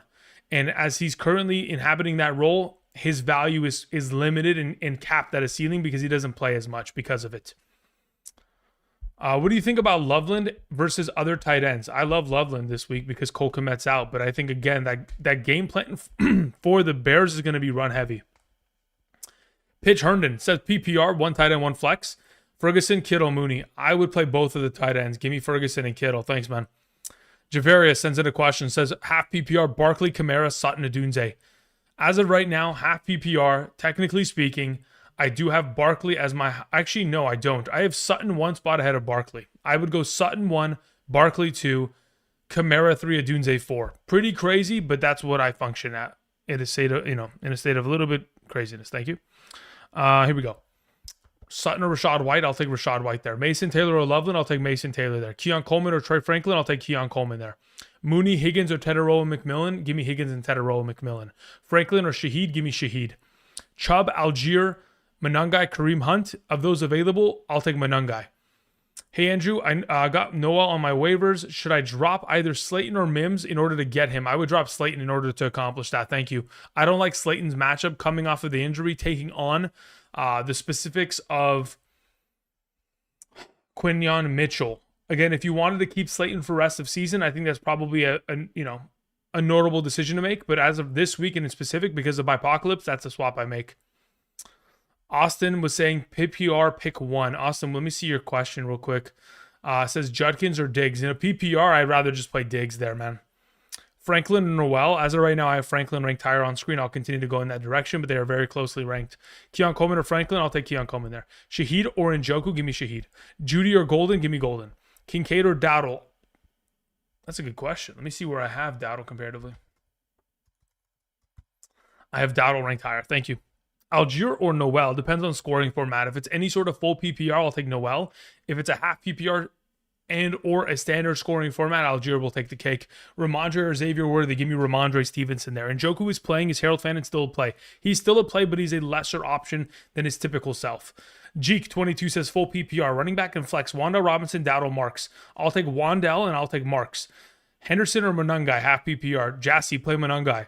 Kittle or Schultz, PPR. Brian Nick, play Kittle. Woody or Bill, play Woody. Adunze or Tet, play Tet. Half PPR, Dowdle or Rome. I would rather play Rome Adunze, genuinely. Rome or Dowdle, yeah, we took care of that as well. Y'all see to his eye what happened. Is it bad? Falcons or Tampa. I think both are justifiable. I just like the idea of playing the Falcons defense today. Hunt or Brashard Smith. I'd rather play just Brashard Smith. Algier, okay, we already took care of that one. I'll take Monungai over him. We're comfortably starting Flacco over Fields. Yes, comfortably. Especially considering Sauce Gardner is out. I think there's not much of a potential matchup there. I guess you answered and won't again. I guess you answered and won't get. I don't know what that means. 16 team Mims, Spears, Algier. Sorry if you answered already. Of those available options, if I'm picking 2 of them in a full PPR capacity, I would play. Let me check my full PPR rankings. I'll take Mims. And alongside of Mims, I will play Algier in a full PPR. Thank you. More Mooney money, question mark? I mean, I don't mind putting money on Mooney. As to what the play is, that will, let me see what they have him at his current numbers at, and then we'll see what the potential is for Mooney today. Mooney's projections. I can get him at 4.5 receptions, which honestly, I don't mind that. I think I'd rather take him at his yardage count. I'd rather take him at like 49.5 receiving yards rather than receptions, because with Kirk, he's been a little bit of a deep receiving option comparatively. So I like that potential. And then within the same game, if I was going to put in another play, I like Achane receptions every week until the end of days. So if we look at the potential of his reception count, it's been kind of weak as of late. Yeah, maybe it's not even the play for this week. Maybe we just take him on rushing. I'm going to wait on that. All right, let me go ahead and continue to answer questions. Apologies. DC says, love your content. Full PPR, Rico at running back, or Quinshon Judkins at running back flex. Okay, so of those 2, I'd rather play Quinshon Judkins. And then in regards to Dart or Drake May, I would play Drake May. Too much stability there with Drake May. Thank you. T-Man Yo says, Waddle or Pierce? I'd rather play Waddle. Thank you. Who can I pair up with Mooney today? I feel like I might be able to... You know what's another good play from last week? Scat on more than 1.5 receptions. If I just pair that... Nope, that's not a good multiplier. Don't like that. Maybe Devontae Smith, nuclear game. Let's see. What do we have here in terms of Devontae Smith? Yeah, I'll take Devontae Smith anytime tutty with it. I'm just going to mess around with it a little bit. We'll see what comes of it. Okay, we had G-Dubs38 who sends in a question. It says, trade Saquon and Tyler Warren for Cook and Bowers. If Bowers is fully healthy and I can get a guarantee he plays every game rest of the season, I make the trade. Chris Rosado says, pick 1.5 PPR. Downs, Coleman, or Golden. I would play Keon Coleman. If you're asking with 3 minutes left, you might be cooked. I agree. You might be cooked. Anthony O says, full PPR. Jalen Warren, Derrick Henry, Mariota at my super flex. If I had to play one out of the available, I'm playing Derrick Henry. DeAndre Swift or Zay Flowers? Crispy, play DeAndre Swift. Ertz or Andrews at tight end? Play Andrews. Swift or Flowers? Yep, we took care of that. Andrews or Theo? I'd rather play Mark Andrews. Dak or Nix? I would rather play Bo Nix. Dobbins or Terry McLaurin? Dobbins. Pickens or T-Mac? I have them back-to-back, but I'll take Pickens there. Bears or Bills? Bears beats in Battlestar Galactica. We'll take the Bills there. Donald Smith says, AK, pick 2, Tez Johnson, Dallas. Play both tight ends, Donald Smith. All right, guys. I appreciate y'all coming through, supporting the channel. That's what we're going to call it. Have a great rest of your Sunday evening. Again, there's a lot of games to be played. Again, there's not really too many. There's 6 teams on bye and 2 have already played. So 8 teams have already played out of the 32. It's going to be a very interesting day. Very much so hoping for high-scoring events, hoping for a lack of injuries, and hoping to see you guys tomorrow via the Waiver Wire episode. Again, we'll be back tomorrow night as well with a live stream after the Monday night matchup. I do appreciate y'all coming through, supporting the channel. Much love. Again, if you guys want to get my Sunday morning rankings, again, every week you can check out the Betr sign up. Again, we've talked about it in the past, in which you sign up using code Andrew, make that first time deposit, etc. Or, of course, you can check out the Patreon, all that information down in the description to get those rankings on a weekly basis, as I'm sure you guys are all aware of. Thank you, everybody. We're going to go ahead and cue the one and only double helix. Enjoy the guitar solo. Enjoy today's games. And until next time, have a great Sunday. I'll see you guys. Peace.